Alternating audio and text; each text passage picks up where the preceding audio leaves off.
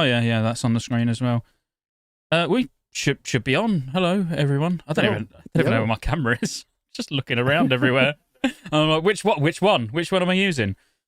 How many do you have now? Because I know you just recently got another one. I got 6 cameras at the front and 2 at the back. Obviously, I've got a green screen between me and the ones at the back, so I can't use them at the moment. Oh, and I got one in the bar as well. Yeah, I was going to say, you got one out there.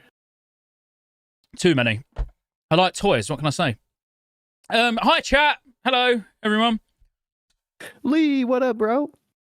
Yeah, Lee, Hammer. Oh, look, Hammer's in chat. That's cool. Oh, he's on the show, isn't he? Spoilers. Yeah, well, normally we don't put them on the thumbnail, do we? We have it as a big secret, but I thought, fucking hell, you know, take advantage of having a really attractive, handsome man like Hammer on. You know, let's get him on the thumbnail. Let's draw in some of the ladies. No. Did it work? Any ladies in the chat? No. Can I get a hell yeah from the ladies in chat? I've got no idea what this has devolved into already. I know it's been 2 months, but we're back and we're in full force. We're ready to go. We're ready to talk about phase 2. Has it been 2 months? I mean, obviously I've been written off for, well, the best part of 4 weeks that I spent in bed just crying and not really getting anything done. That might be me for the next week or 2. You might not see me after today for a little while. I might be in the bed with the man flu. As long as you're in bed with a man flu with a laptop leveling in phase 2, then that's all that matters, isn't it? I got the laptop, yeah. I got the laptop. Good, that's all you need. Right, anyway, everyone, you know, it's starting to fill up, so we ain't got to mess about. We can get into it because there is a lot to go over. So do you want to do the general housekeeping go? Because I genuinely can't remember what I ordinarily say. You always pass it off to me, and I never know what to say, and I just try to say something. So, super chats, hit the button down below, help support us. It keeps the podcast going every 2 months, like it has been. That just means that the last show we just got fucking nothing. So, I mean, super chats rolling in. That means we're coming back next week. Join the channel join the channel as a member. I get no support out of that, but Scotty does, and that's what everybody is here for, anyways. No, the majority of them are for you. I've never seen so many people in the comments. Yeah, everyone's saying, yeah. Here to support Go, beautiful beard, and all of that. Like, I've never, that's never happened before. How much did that cost you? I'm assuming they're paid actors. They've got to be.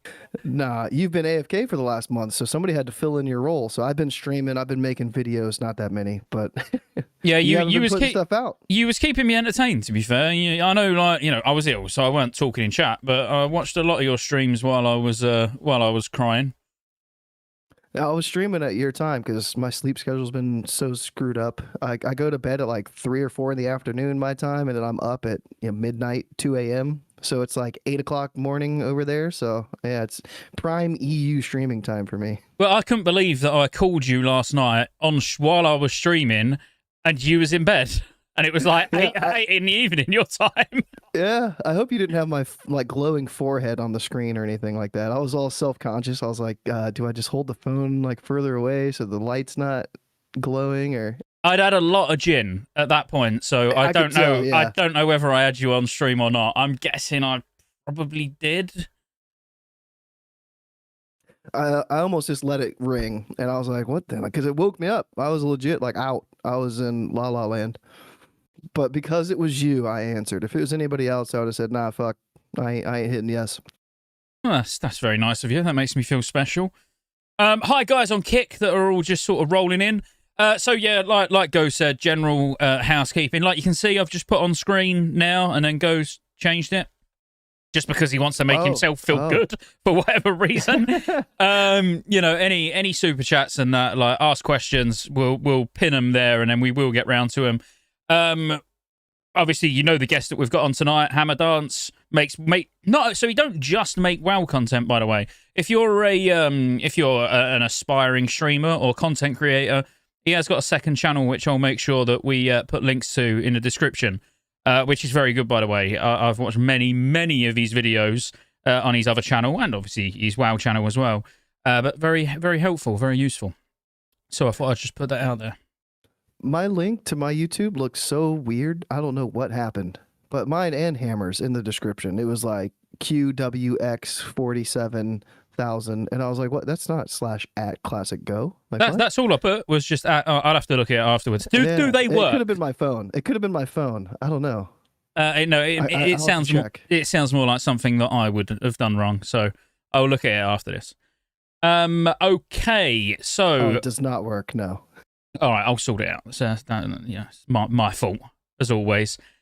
What are we going to talk about today? So we've got some news posts that we'll put on screen once we've introduced everybody to the guest, and we'll have a look at the big bits of news or little bits of news, depends what your view on them is, that have gone out over the last couple of days, because some of them are quite important. So we'll look at those. We're gonna look at things found accidentally. I think that's probably the best way of putting it. Things that technically shouldn't have been in the game or shouldn't have been lootable but were. So we'll talk about some of those. So again, like, if you do not want spoilers at all, this may not be the podcast that you want to watch, because I'm going to talk. Well, we're all going to talk quite openly about anything that's been data mined. You know what I mean? There's there's nothing that we won't talk about. So just bear that in mind. We're also going to talk about any key things that came out of the Blizzard interviews. So that was my one. Comeback Kids and Josh Corbett from Countdown to Classic. So yeah, we'll be obviously Blizzard were very vague, as they always are with these sort of interviews. They don't want to give too much away, so there weren't an abundance of information out of any of them. Like, I'm sure the other guys that done the interviews won't mind me saying, they actually Josh's there was a lot in Josh's, a lot of fun, and laughs, but still not that much information that was new. So all of our interviews were fairly bland. If you was watching them expecting to find everything out about Phase 2, you weren't really going to get a great deal out of them. But there was a couple of little bits from each one, which we will cover anyway. So you don't need to go and spend, hour and a half of your life watching 3 full interviews. Then we're going to talk about big things coming in Phase 2 and, potentially things that you just need to know about Phase 2. We'll be talking a bit about each of the classes, runes that we like, runes we don't like, runes we'd like to have seen. Now we've actually got confirmation it is only just the belt and boots, or appears to just be the belt and boots. And the last point is going to be quite a hot topic, because we're going to talk about GDKPs. Everybody's favorite. So that's, gonna probably split the room a little bit, but good. If people didn't leave this podcast being pissed off at our opinions, we're doing it wrong. Exactly. Yeah, I was a little upset because the patch or whatever went live on NA first yesterday. And so I had to hop on my NA tune, which is super undergeared compared to my EU tune. But I couldn't hop on EU and go and explore and try to find new shit. I had to go on NA, which, But I did go into Scarlet Monastery. I tried to get the leaflets. I was seeing people post in the guild chat. They were like, the Revive leaflet is in Graveyard, and the Regrowth one is in Graveyard. So I went in there with Table Slam, a couple other guildies, and I think we were just too late. It took a while to get everybody out there because it was Scarlet Monastery, and I think they had already shut it off by then. Yeah. And the Shadow Fiend for priests comes from there as well. Yeah, it was fairly obvious, Scarlet Monastery, some of the wings were going to have the majority of the books, because really it's going to be the place that a lot of people are going to spend most of their time. Obviously, as a mage, the fact that I already know exactly where I'm going to go as soon as the patch goes live to go and get the one rune that I'm most excited about is that was good news, though. So Spell Frostbolt, we know where that comes from. And as I say, that's really good news, because that is the one rune out of all of them that I want. The others I can live without. I'm not bothered about them. But as someone who's going to be trying to play predominantly Frost for every role that I fill, PvE, PvP, healing, everything, Spell Frostbolt is like an absolute must. Wait, you just said Frost for PvE? Frost. I'll be Frost just all the time. Yeah, I'm going to go Frost just permanently throughout all of Phase 2. Okay. I might have a chance to beat you on the damage meters then. Very possibly. Like Frost Mage and then Balance Druid, like rocking out the bottom 2 slots. Yeah, we'll see. I don't think Frost is going to be that bad in PvE in Phase 2, but I'm going to spend a lot of my time in Phase 2 PvPing, so I just can't be asked respecking backwards and forwards. I'm just going to make one Frost spec that I can just do everything on. So we'll see how it goes. I might end up then getting really bored of being bottom and go fire, but I honestly... I could be completely wrong, and we'll find out in the next few days. There's a fly flying around that's really irritating me. Nearly got it. I can't even remember what I was saying now. That's really put me off. Oh, no, I still can't remember what I was saying. Do you want to just get a guest on? Yeah. Let's do that. We need Quick, some help. cut me off. Topic. Yeah. I knew I shouldn't have started pre-drinking. You know this guest better than I do. I think you need to do the epic intros that I used to do. Set this man up. I already leaked. Hopefully the gender was right. I didn't ask, but I think I'm confident he would go by he, him, because that's what was on all the dev interviews. Scotty didn't have his. I don't know what gender Scotty even goes by. So, well, I have actually put Hammerdance's pronouns on screen. Just I don't want anyone getting confused. So perfect. Yeah, we will put them on. But yes, so Hammerdance makes extremely good news based. I'd say it's fair to say majority the videos are news based, but then there is also he was one of the first to put out like every class, looking at every class's runes and stuff like that for phase 2. Definitely go and show him some love. I'll make sure he puts his YouTube link in chat because clearly I failed with the description at the moment, but I'll update that at the end. But as I say, he's also then got another channel that he does a lot of tech reviews on cameras, microphones, setting streams up, and all that good stuff. So as I say, if you ever want to start streaming, even if it's just for your guildies or just for fun, he's the man. Go and look at his other channel. So I mean, that probably weren't quite as good as your normal epic intros go, but we'll go with that and we'll say hello, Hammerdance. Hey, what's going on, guys? Yo. I saw that you have Agrand back there too behind me. I gotta wait and see where Hammer comes in at. Right in the middle? Okay, perfect. Yeah, did you like the little Agrand picture that I put on the... Yeah, I saw it back there. Yeah, I don't know why I bothered, because I've got to be honest with you, it's not really added a great deal to what is a very bland background, but I just thought it was better than nothing. Better than the Bobby in the doorway that you used to have. Yeah, I was actually going to put Agrand in the background. I was going to make it look like he's working in one of the offices behind him, but I didn't want to offend him. He might have took offense at the fact that I thought he'd done some work, Damn. I'm joking. I didn't even realize that was there until you just pointed that out. You can't unsee it. Right, well, do you want to... We've got to, give Hammer a proper introduction to the podcast. First time on here, so we'll put him through his paces. What do you want to ask him? Should we we want to find out what he's playing, experience, all that stuff. But then I think we should really put him on the spot, make it nice and awkward. I like it. Because, I don't know what he plays because he does guides and videos on every single class. So I'm curious, what tune do you actually play when you're logging in? I'm main warrior through and through for years at this point. Top DPS, that is my bread and butter. But recently, though, the last 2 years, I've really taken a liking to Warlock a lot.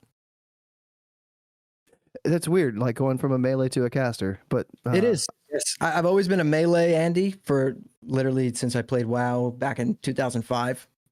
Only ever played melee up until literally like 2 years ago. I played Warlock in TBC Classic, and I was like, wow, I kind of like caster a little bit. This is kind of fun. And I love Warlock it. Prime, TBC. Oh yeah, it was great. The PvP was just that's what sold me. I fell in love with the class. Just doing Affliction PvP was unbelievable to me. I was like, this is. I mean, don't get me wrong. Playing Arms Warrior, a lot of fun too. But Affliction Warlock, you feel like a god at that point, especially in TBC. It was amazing.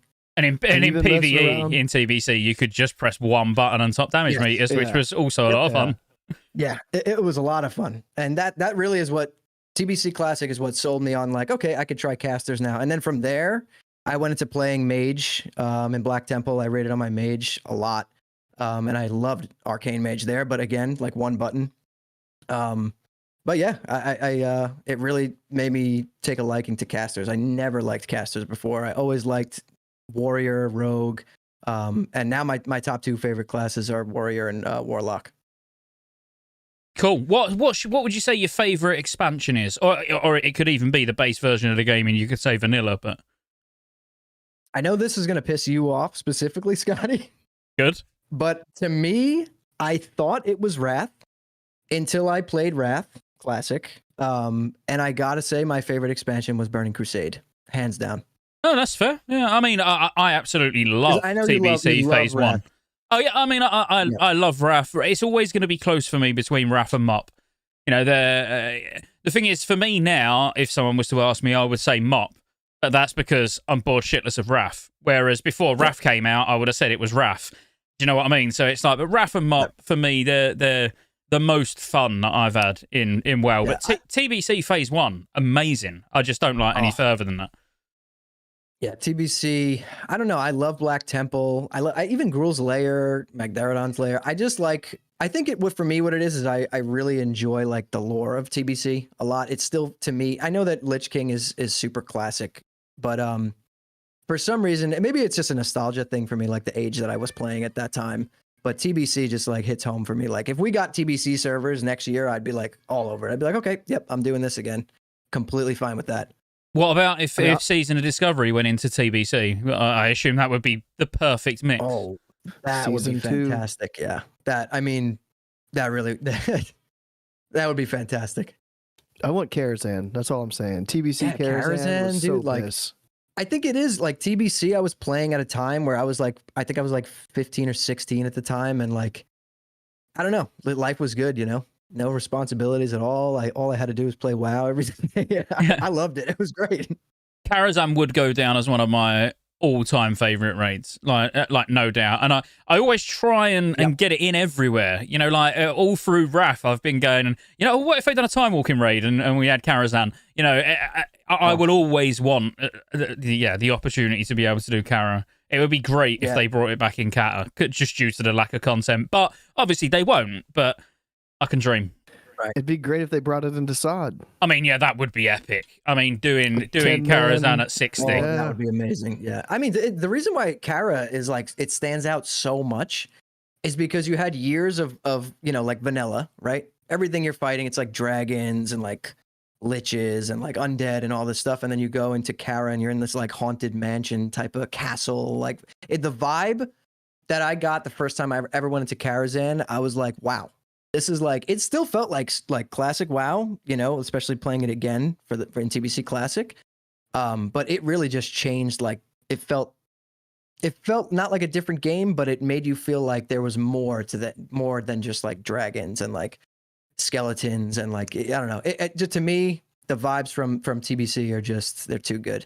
And it feels so big, don't it? Yeah. When you think about it, it's not that big, but it feels massive because it's like, tiered, you know what I mean? Actually, if you was to think about floor space, it actually takes up, it's probably not that much, but because you're working your way to the top, essentially. I'm a big Karazhan fanboy, and I always will be. What about Black Temple?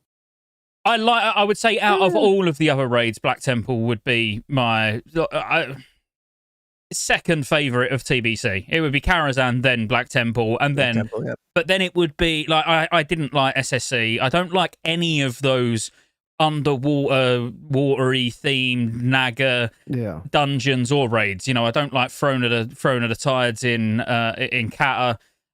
I just don't like that. I don't like Vashir as a zone in Kata either. So that's more the aesthetics, which the boss is in there, all right. I hated Tempest Keep, quite honestly. I thought Tempest Keep was really boring. Hyjal, once you've done it like 2 or 3 times, that's incredibly boring. But Black Temple, I would say Kara and Black Temple, I could do those a lot. Oh, yeah. Yeah, Black Temple is, I think that was one of my favorite times ever. And back in this version, like TBC Classic, actually one of my real life buddies ended up getting his first glaive ever and was trying to get it back then as well and never got it. So it was really cool to be in that raid this time and him get the glaive. Yeah. So I assume sorry, guys, just one last question, then I'll go and make a drink anyway. And you can carry on grilling him.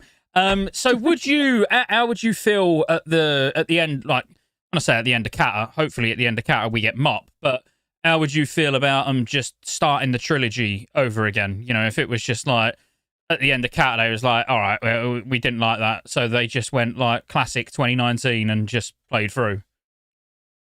And you're saying without any, like, no SOD changes, just no runes, no nothing like that. TBC. Yeah.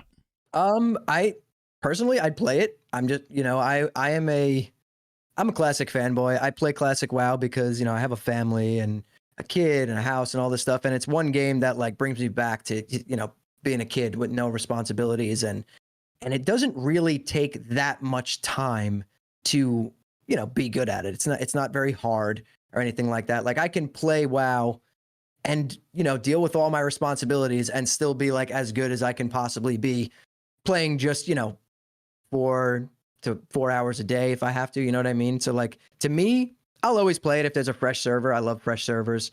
But I don't really know how the community would vibe with that. I mean, what do you guys think? Yeah, because we've got Classic Era right now, but we don't have a Classic TBC, or they said there wasn't going to be a Classic Wrath. Yep. So maybe they just go back to TBC instead, and they have like a TBC Era. Yeah, Maybe a fresh Era too, like a fresh Era server. but I think I wouldn't play vanilla. But If Classic launched, I wouldn't play. I wouldn't play vanilla. I'd go back. I'd go back like in the TBC pre-patch. I'd play, and then I'd just play basically phase 1 of TBC. Maybe then go back for like phase 3. But yeah, no. Obviously, like I say, I love the thought of Cataclysm hopefully just doing just well enough that they do Mr. Pandaria, because I do think there'd be a big resurgence in Classic if we got to MOP, but we don't need to talk about that. We're meant to be talking about Season of Discovery. Well, we're meant to be talking about Hammer, actually, so go on, carry on. I'm going to get a drink. All right, the biggest question that I have for you, I'm going to get it out of the way. Horde or Alliance? I am an Alliance fanboy through and through. Oh, so I mean, I do respect the Horde, though. If you guys can see, I have the Horde flag over here. Okay. But back in the day when I first started playing WoW, I was a Horde fanboy through and through. And then when 2019 Classic came around, I went Alliance, and it sold me. You know what really sold me is the starting zones. I absolutely can't stand Tristful Glades. Duratar. I love Mulgore. Mulgore is great. Yeah. And the Barrens, dude, you're in the Barrens till like level 30. That compared to Red Ridge for me, I have to pick Alliance there. And maybe it's because I played Horde all through, you know, when I originally was playing, you know, through when, you know, Modern was like TBC and Wrath. But yeah, I'm an Alliance fanboy through and through. So you go human for both Warrior and Warlock, or? Yes. Okay. Yep. I do. My mage is a gnome. I actually have 2 human warriors, both body types, and I can't decide which one I'm going to play tomorrow first. So. Both body types. That's the dilemma that I'm facing. Most people are like, oh, I don't know what class I want to main first. I'm like, I don't know which body type I want to go with first. I have both of them are like full bis minus Hydra. I can't get Hydra to drop. I haven't missed a single lockout since week 1. Haven't gotten a Hydra drop. It's just not going to happen. So it just comes down to body type at this point. So yeah, I've not seen a single stuff either. Yeah, no, go. We haven't seen one of people. Yeah, so many people are like, dude, staff just doesn't exist. Yep. It does for a developer. He's on screen right up above me. He's got one. That disgusts me. I mean, the thing is, I also know how to type .add item space because I use my own servers for video, so I know how he got that. But yeah, it's fine. We can all pretend that it actually dropped. You know, that's actually a question I always wanted to ask you, Scotty, if you did use your own for some of your content. For some, yeah, I've got I've got a NAS. Obviously, you know what a NAS is, and I've got it set up server based. I've got my own vanilla TBC, RAF, Kata, and MOP server that they're just online all the time, but only for local network. Right, yeah. But that's purely just because sometimes if you want to show an item or something, it's just easier just to go on your own server and add the item. Yeah, definitely. But we did use it actually. I probably shouldn't publicly say just in case there is any devs watching it, but when we was waiting for Ulduar to launch in Wrath Classic, I set it up on Hamachi, and then like the guild I gave all the guild their own accounts and characters, and we started getting some Ulduar prepping before the PTR went up. But that's literally the only time I've ever had anybody else on it. You're giving me ideas now. Well, I mean, if you want to know where to get any of the repacks or anything, just let me know. Mm-hmm. Yeah, definitely. Cool. All right. I mean, are you happy that we've got enough out of him? We know what's going on. I'm not happy he's Alliance, but yeah, I'm happy with the questions. Yeah. So I'm not agreeing with him just because he's the guest, but I feel exactly the same way. Like, give me leveling an Alliance any day of the week, but then at max level, I would rather be Horde. Like that, I'd rather be Horde for the racials, and I do prefer the Horde cities as well. But actually leveling, give me like Goldshire and Red Ridge and Westfall any day of the week. Yeah, I mean, if you compare like Elwyn Forest to Duratar, it's like, dude, when I level in Duratar, I mean, I play Horde. I have a Horde on Crusader Strike and all that stuff too. But leveling in Duratar, it just gives me a headache. It's so red. Everything is so red. There's no trees. There's nothing, dude. Then you go to Elwyn Forest, nice music. There's little rabbits bouncing around. It's just so peaceful. You should play Palworld. Oh, wait, you do. I did. Yeah. So mine's more, I've played Alliance for literally since 2004. My first characters were Alliance. I can just switch my brain off when I'm leveling Alliance. I don't need to think about anything. Whereas Horde, I get lost all the time, and I'm like, I don't know where this quest is. It is quite annoying. The most I've leveled Horde is Season of Discovery. The majority of the time throughout all of the time I've played WoW has been Alliance. So, but that's nice. It is a bit of a change. If you want to know where the quests are, Scotty, go to restedxp.com and use Scottejaye at checkout, and you'll get this amazing add-on. Yeah, thanks for that. Surely you've got your own code. You could have promoted your own rather than mine. Use it. You know me in add-ons. Oh yeah, that's true. Yeah, you're no good. You're no good without them. You're no good with them. So there's no difference, is there, for you? I'm assuming Go is Horde. Yes, sir. Through and Horde. Tauren, man, like Tauren versus Night Elf. I gotta go Tauren. War Stomp is just so sick. Shadow Meld in Classic is it's pretty terrible. You can use it to like sit down and drink, I guess. Cool. Yep. But War Stomp is just so good. Some dickhead did get him to level an Alliance, though. Yeah. Did you not want to mention that bit, Go? The fact that you have actually got a 25 Alliance druid, though. I do.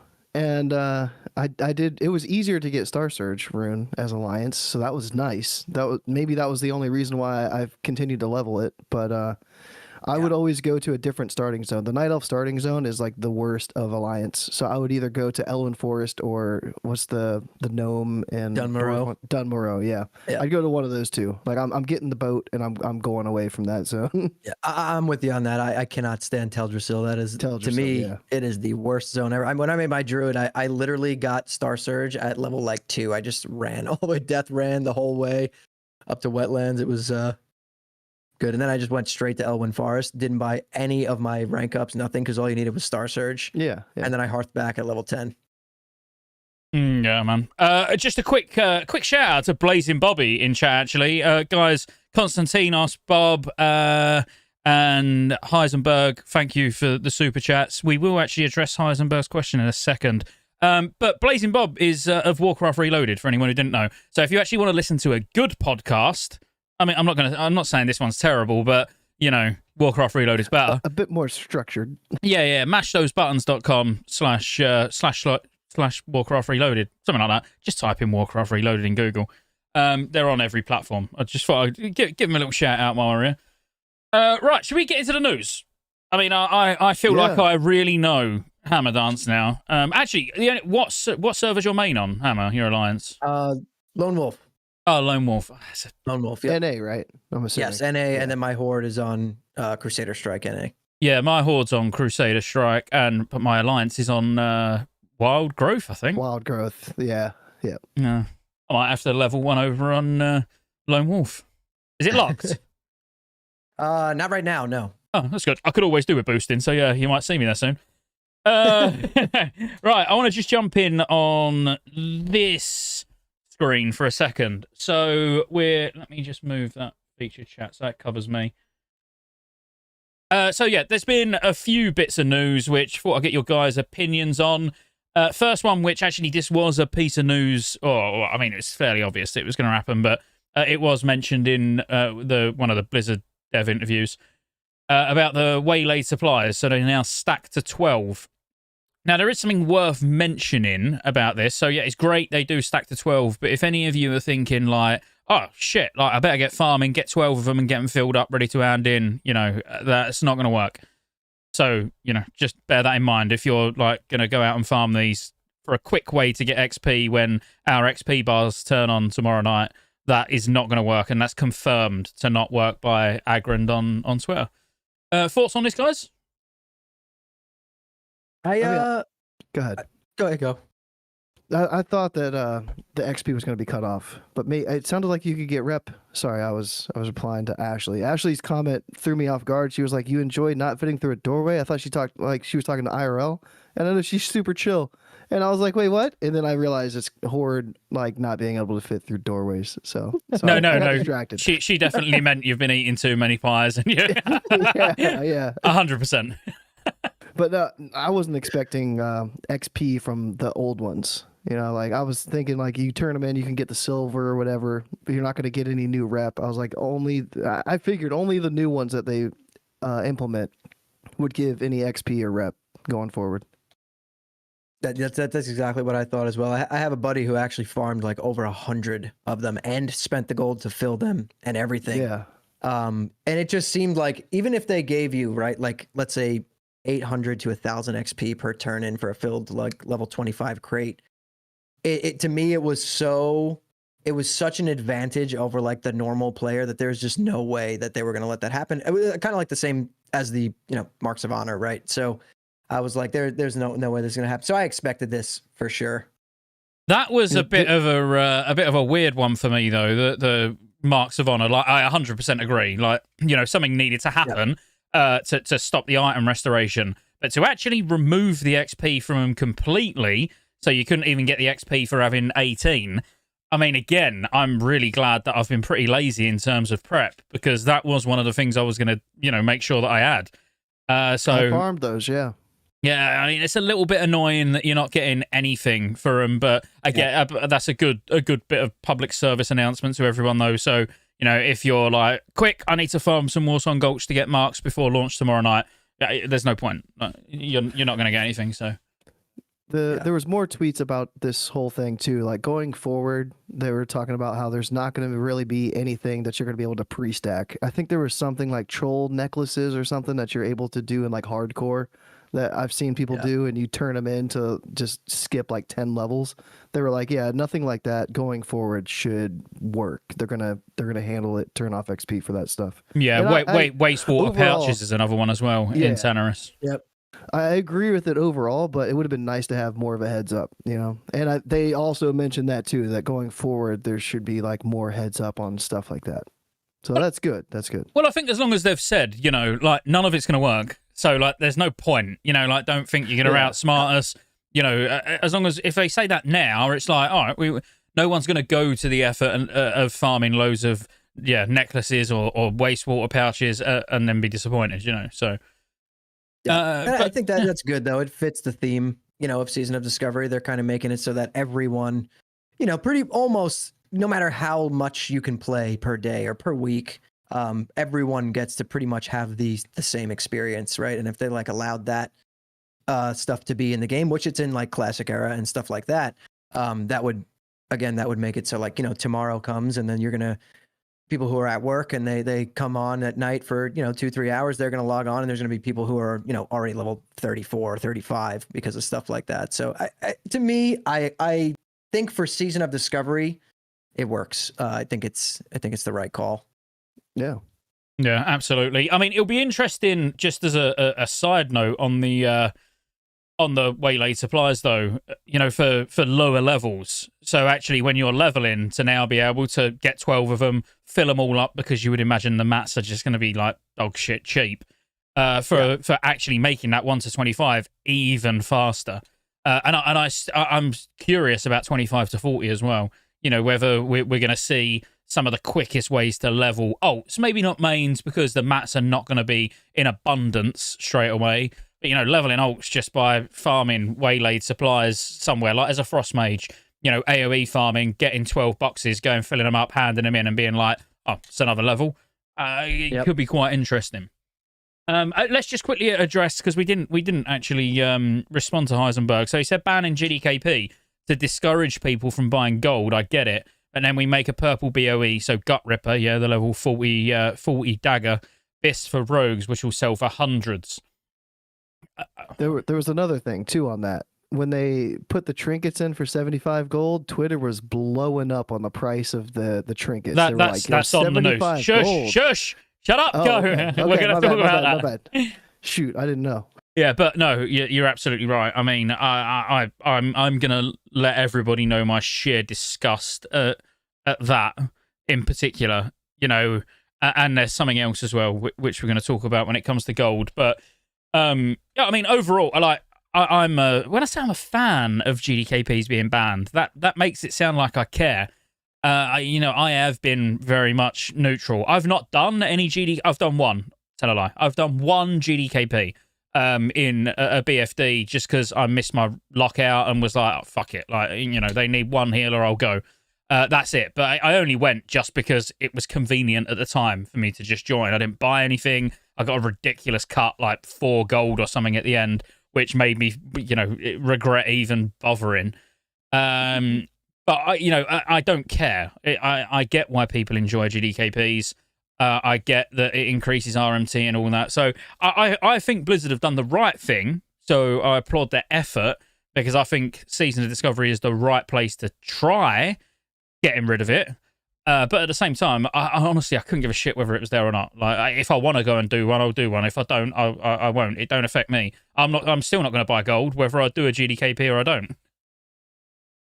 We'll get into it later, but I'm mad that they banned GDKPs, and I'll explain once we get there. Okay. All right. So next, I like this because this is actually something I complained about in one of my videos, kind of. So there's been 5 new heads been data mined from Gnomeregan. 5 new items, but some of them are heads, and obviously we know that there wasn't any. Some of them are fairly lackluster. Everyone's still probably going to want the epic heads. I don't really see many classes probably not wanting at least one type of the epic heads. But my biggest complaint was the fact that the cloth head from the last boss wasn't in the game.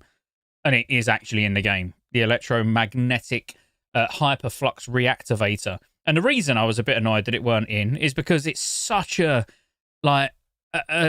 key item. It's always, even though it's never been amazing, but the aesthetic of it, how it looks, and I don't know, it would have been a bit of a travesty to have Gnomeregan and not be able to get that head. So as a cloth wearer, I'm glad it's there because I would use that until I got my epic head. Let's say that dropped week 1, I'd be well happy using that until I actually got my epic head. Any of you's got any comments on the items? Yeah, but I want to hear Hammers first. Yeah, I mean, I'm actually looking at them right now. And you're right. I mean, you're still gonna want the crafted heads, right? But I think it definitely keeps the spirit of Classic alive that they actually added this year, because the way that the cloth head looks is super iconic. So I don't know, like if you think about going back and seeing people in their 30s after running Gnomer, like 29, like on the dot, they hit level 29. They're like, okay, now I can run Gnomer. I'm going to go run Gnomer right now. Getting this helmet. So I think it looks really cool.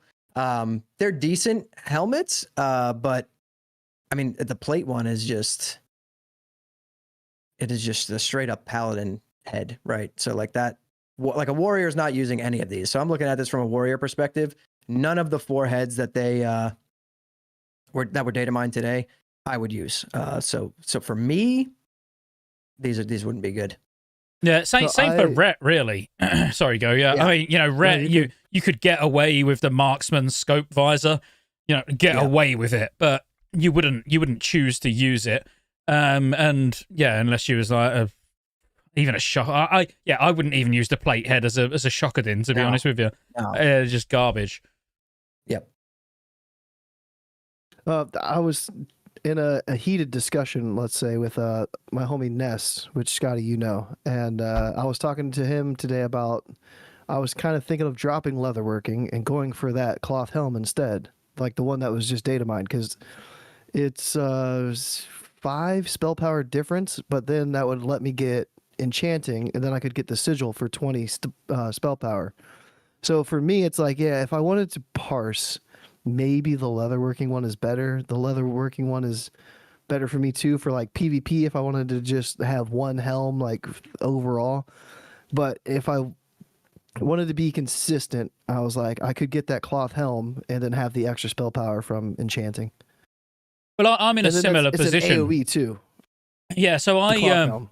yeah, and the what the actual the one from the boss, the one that's been data a mined. 30-minute cooldown, yeah, but boomies are struggling on AoE, and it'd be nice to be able to do something. Yeah, and gives you like a Thorns effect as well afterwards, which Yeah, I for think 10 that's minutes, yep. yeah, that's not bad. But no, profession-wise, I've been in the same boat until I actually looked at them new Mage scrolls, and particularly Cryoblast, if it makes it in the game. So it's been weird. My Mage, which is my main, I've been tailoring an alchemy, and obviously I went tailoring for the boots initially, but then I went alchemy purely because I've got every other profession on all my alts. The only one I was missing was alchemy, so I was like, I'll just stick it on the Mage, like whatever. And I was going to drop it and get engineering for phase 2. But with that cryoblast scrolls being data mined and it sharing cooldowns with grenades, it's like, I kind of, there is that belt as well, which, I probably wouldn't use anyway. But I'm thinking about staying alchemy now, purely because of the new potion, and having it line up with cooldowns. And I like what they've done with professions. But, oh no, we'll get into that when we talk about the dev interviews, actually. Because there is more about professions, isn't there? But yeah, anyway. Oh, yeah. Everyone, there's these new heads that have been data mined, and none of them are particularly exciting. But the cloth head is exciting for me because I like good About the cloth gloves, head. Scotty. Oh yeah, the gloves, yeah, the agility, stamina. Oh shit, yeah, because they've got weapon skill, fist and maces. I was looking at this earlier. I was like kind of working on my warrior like 60 upgrades for my guide, and I was like looking at these gloves. I really wouldn't be able to tell. Like, do you think? Because I think the 2 BIS weapons are going to be fist weapons for warrior in Nomer. And if that's the case, would this pair of gloves actually be like BIS? Do you think? Or? I would imagine so. Yeah, purely for the weapon skill. Because there's the belt, which is Mal with strength, but that's maces, swords, and axes, I believe, isn't it? Yeah. So if you was using fist weapons, yeah, I mean, even if you was using the fist weapons as a rogue or as an enhancement shaman, these potentially could be BIS, because there is going to be nowhere else you can get fist weapon skill from. Actually, is there a belt? I feel like there is a belt somewhere with fist weapon skill on as well, amongst all of that Gnomeregan loot, but I'd need to look for it all. But you're not gonna need mass amounts either, are you? At lower level anyway, so one item would probably be enough. So tell me, Hammer, is one of those fist weapons for warrior, is that the one that applies the spellcaster debuff, the 6% damage? Yeah, Mechatorx, Arcano Shredder. Yep. Yeah, yes. Casters are gonna love that. Thank you. Spread that everywhere. This is warrior's BIS. I was looking at it today, and I could be wrong. I'm definitely not a guru. Like Scotty said before, I'm more of a news channel, but I do dive into like numbers and stats and things like that. But I just don't really see any scenario where this fist weapon isn't your BIS main hand. Like I just, unless by the grace of God, the 2-hander outperforms dual wielding, but I don't think that's going to be the case. So, well, not long, and we'll find out. Yeah. What else? 21 hours. 21 hours. Minutes. Yeah. Oh, you're looking at the countdown, are you? Yeah, the countdown on Wowhead. Yeah. So also the damage reduction, like that stealth damage reduction in Battlegrounds, has been removed now. But instead, there's 20% extra health. This was my idea. I'm telling you guys right now. I was trying to look for the clip of it today because Warcraft Reloaded, I was on with Blaze and Bob. I don't remember which episode it was. I was at work trying to find it so I could clip it. And that was my take on it. I was like, I hate having nerfs, so having a 20% damage reduction felt really bad in Warsong. I was like, why don't they just increase our stamina? And here it is. But if this ends up being a bad change, then it wasn't my idea. It was Scotty's, or it was Bobby's. Yeah, I mean, I'm very indifferent about it. I mean, if they really think the damage that we're doing in phase 2, because you got to forget about the damage that we've been putting out and the amount of health that we've got now. What's important is level 40. So if they think at level 40 there's potentially classes, specs that are going to be able to maybe almost one-shot people without that 20% health, then like rogues. Absolutely. Yeah. I mean, mutilate rogues. Oh yeah. But again, I'm very indifferent. It's one of those where once I'm sure it will make more sense once we're actually PvPing at level 40, and we'll be like, shit, yeah, that's why we need the extra health. I love it. I love that change. Yeah, I think that's a lot better than damage reduction. Yeah. Yeah, 100%. Feels better.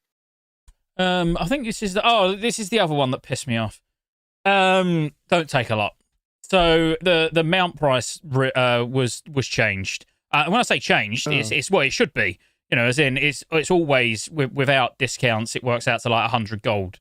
But in Season of Discovery, up until this point, it's showed as basically 50 gold. It's been like half price. If you combine the training and the mount and remove any reputation reductions. But it has actually gone back up to its normal price of 100 gold. How do you feel about that? I'll tell you why I'm pissed off. Afterwards. It's fine for me. Go ahead, Hammer. I think I don't really see a reason to do this unless this is like Blizzard's way of trying to create gold sinks to kind of balance out the economy, since GDKPs are now going to be banned. That's the only reasoning that I can think of when I saw this, why they would maybe do this. But again, you got to think like most of the people who wouldn't care about spending the 100 gold over 50.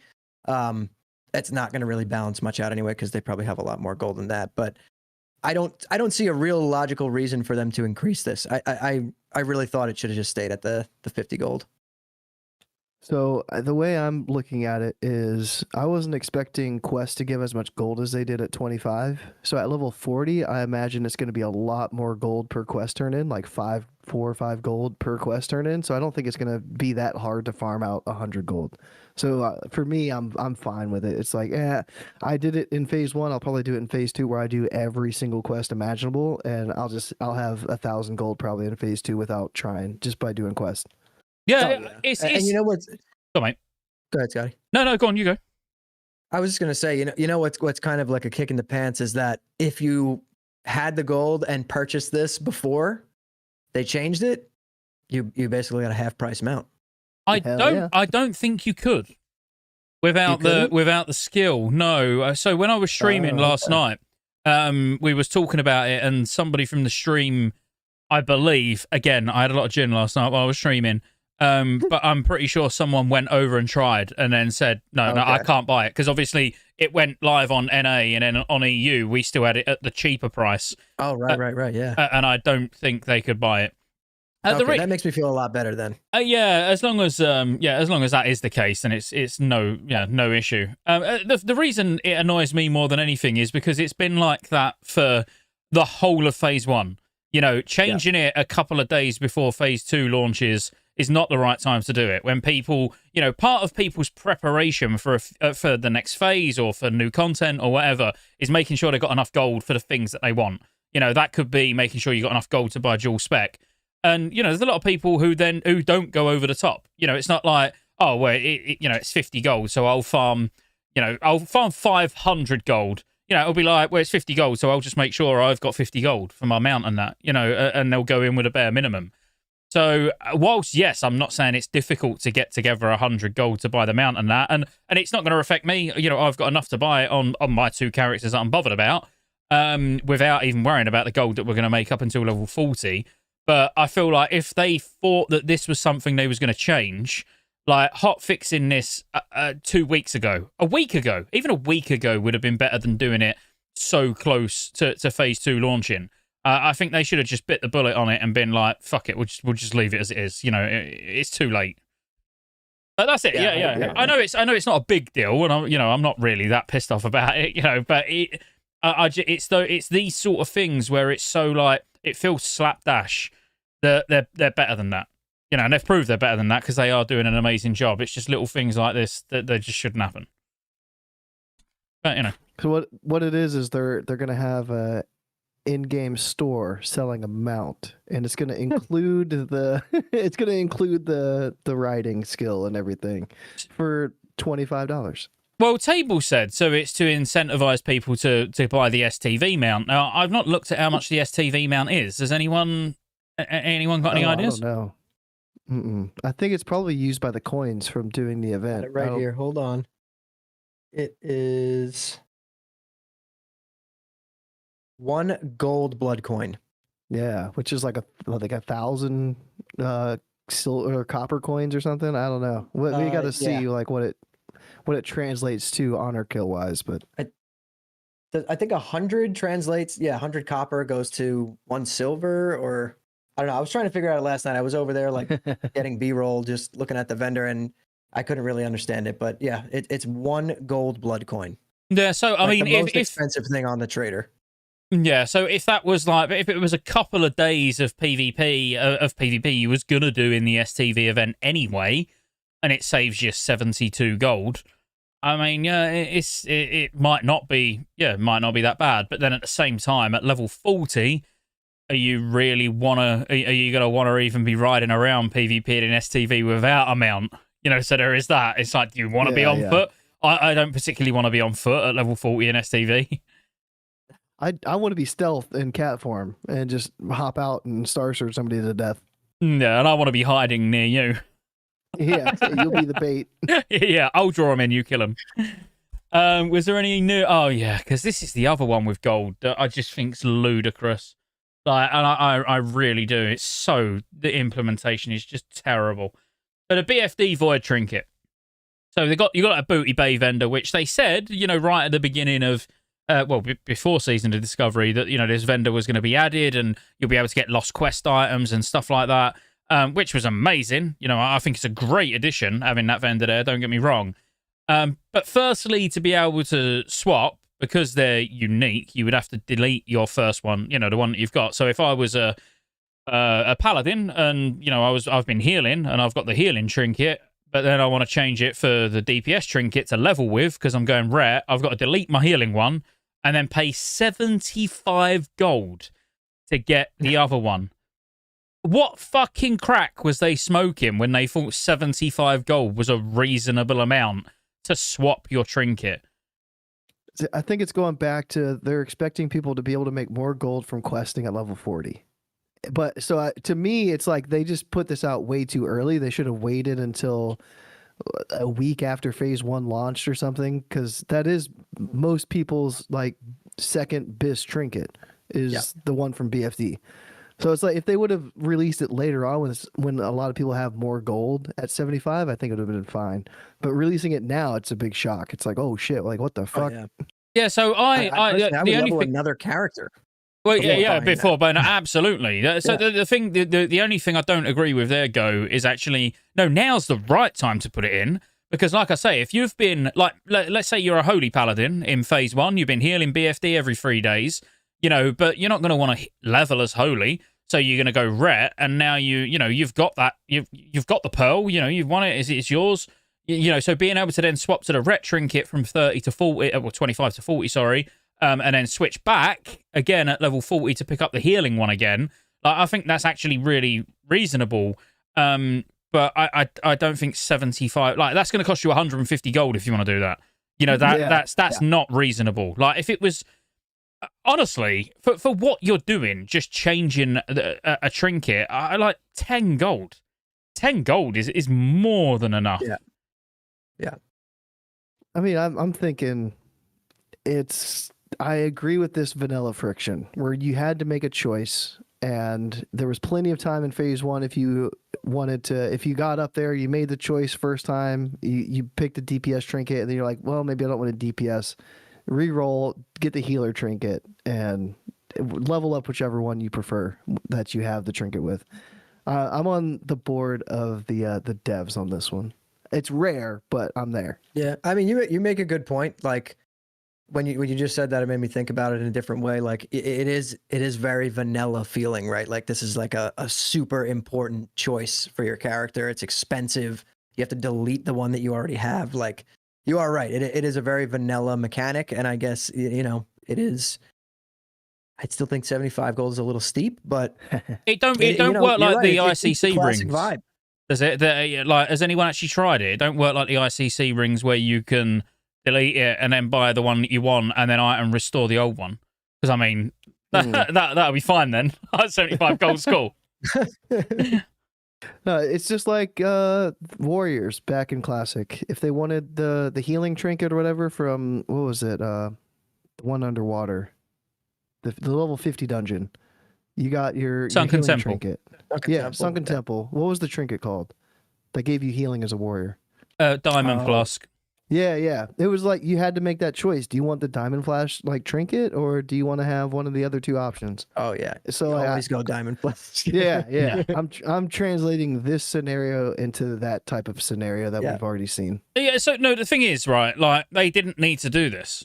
Like I rather than it being 75 gold, I would have rather they just didn't do it.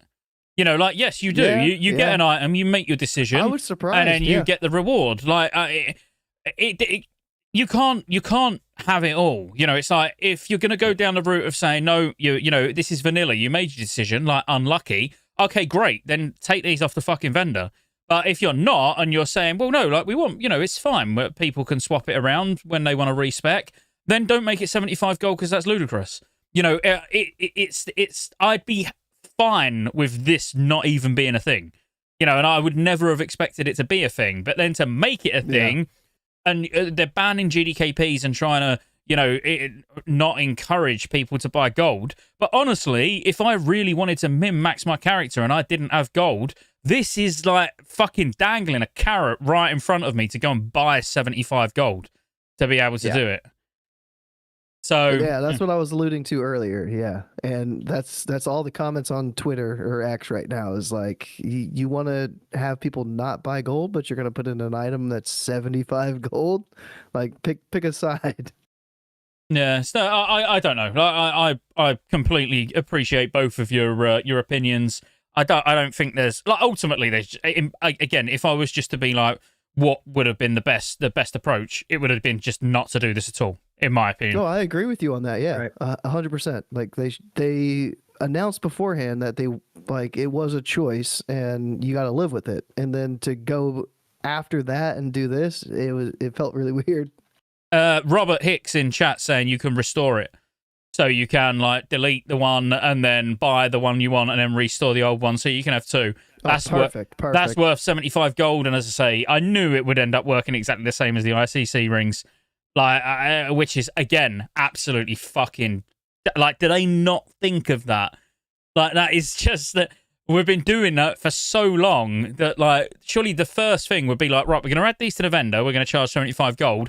Let's exclude them. Like, we'll blacklist them from the item restore because that's the first thing that Scott's going to do. I don't know. I think that is actually about that. Is it? Yeah, that is it for the news. So see you guys.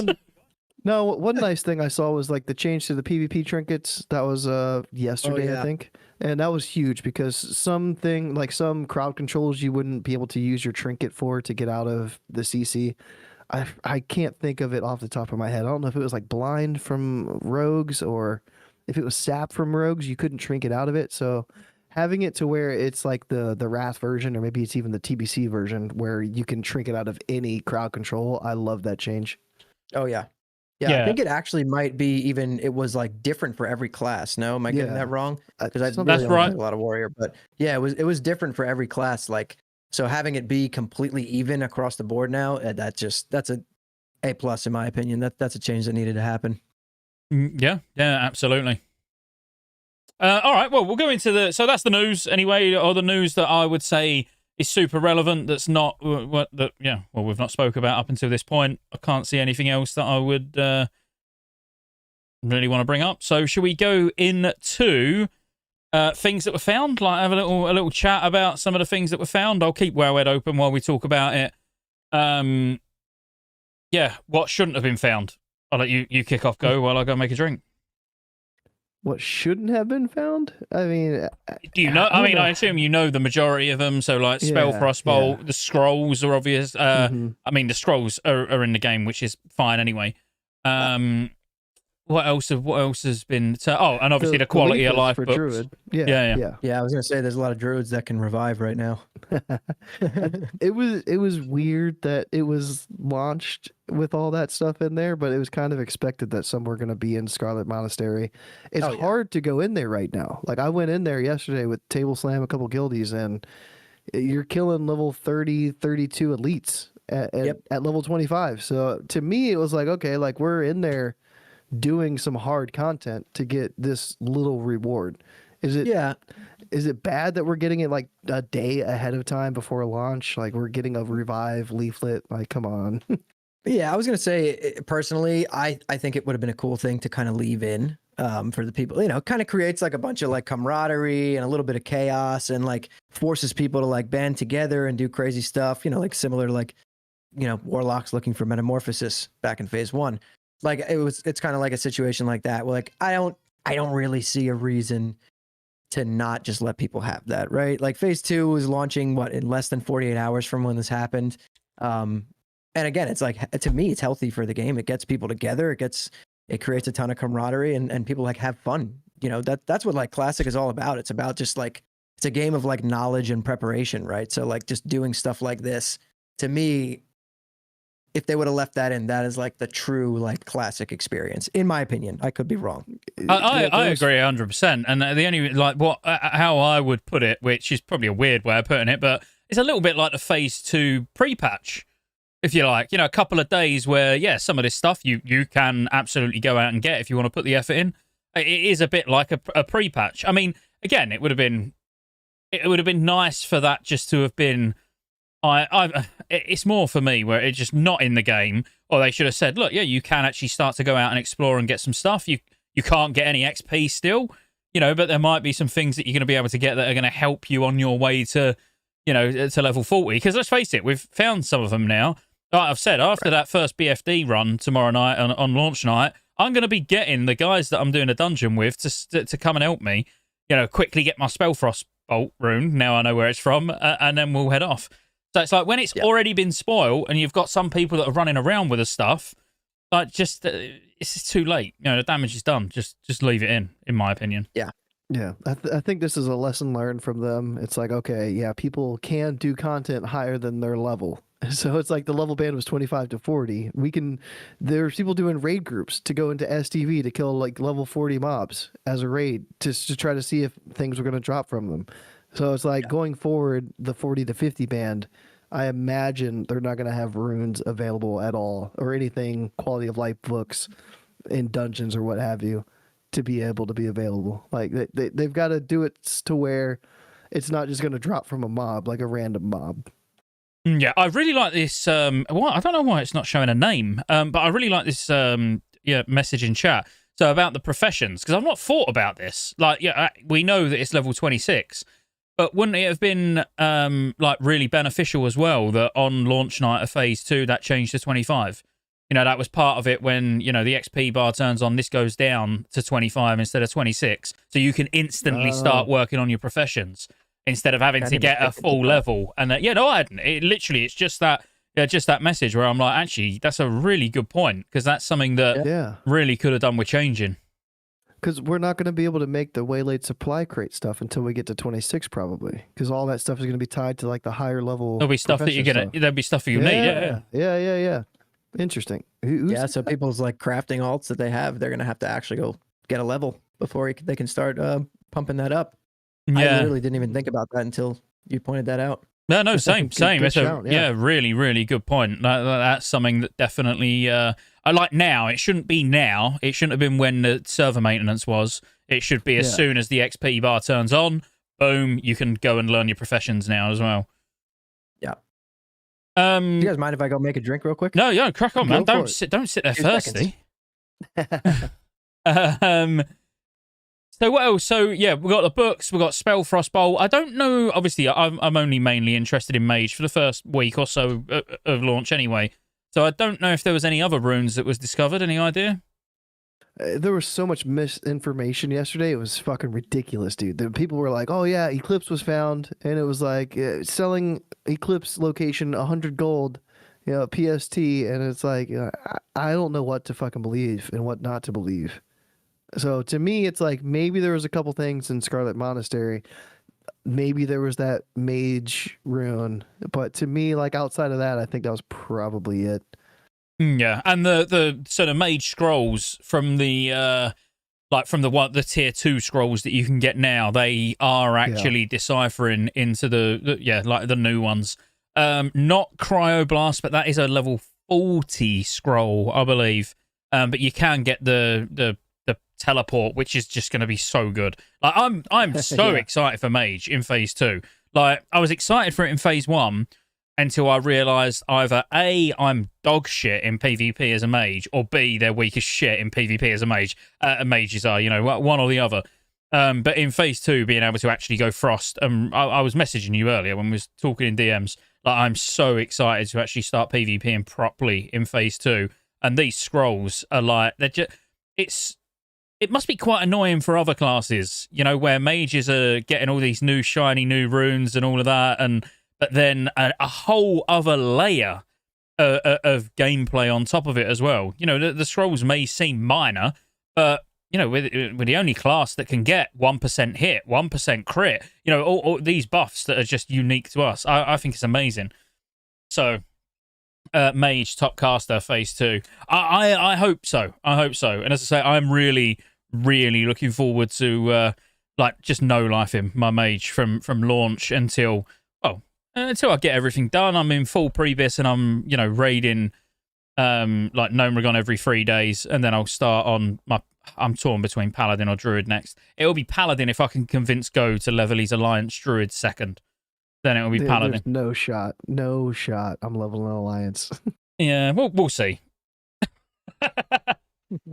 All right, cool. So yeah, I mean that about covers that. So there was some, weird shit found. If you want to know where to get Spell Frostbolt, you can go and look at it on Wowhead now. If you're a mage, it shows you, what you've got to kill.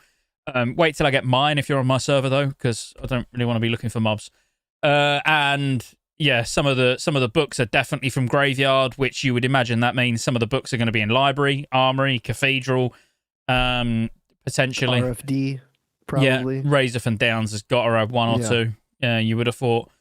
Cool. All right, we'll move on to the next bit. So, what came out of the interviews with the devs? So, we're going to cover the only 3 that I know about. So, if there is any, guys who are watching live, if there was any that I don't know about outside of the 3, which is mine, Countdown to Classic, and Comeback Kids, obviously let us know. What did you guys take away from any of them? Did you both watch all 3? Oh yeah, I watched all 3. I watched yours and Comeback Kids. Okay. You got to watch Countdown to Classics too. Okay, yeah. We'll get you the link. Yeah, I didn't even see that. Yeah, so we watched. I watched Countdown to Classics live last night, and there was one thing. So I don't know. I was going to bring it up. What was you going to bring up? Gone. There was so it was from Tim. Is that what you're talking about? Tim, Balfrostbolt. Yeah. So the question was, what are you excited for phase 2? And Tim's response was to see mages use Balefire Bolt and the one that was already found. Yeah, Spellfrost Bolt and Balefire Bolt. Yeah, Balefire Bolt is from the Bracer slot, which nobody thinks we're gonna get in phase 2. So it was like, was that like a spoken thing or like what? I think it was misspoken. I genuinely think he's probably been, obviously playing about internally with it. I can't see. We got 7 new runes, and we already know about all 7 of those if they're on the belt and boots. So I just don't see Balefire Bolt coming in. If it does, yeah, I mean it'll be great, and it'll be interesting to play about with. Because for anyone who don't know, I could put it on screen quickly, but basically you can cast it 10 times before you die, or you cast it 9 times and then wait for the effect to expire, which is 30 seconds, I believe. Balefire Bolt, there you go. So unleash a reality distorting burst of raw magic at your enemy, dealing you X amount of damage, and it's spellfire damage, so good for healers and DPS. Each time you cast it, the damage of your next Balefire Bolt's increased by 10%, but your spirit's decreased by 10% for 30 seconds.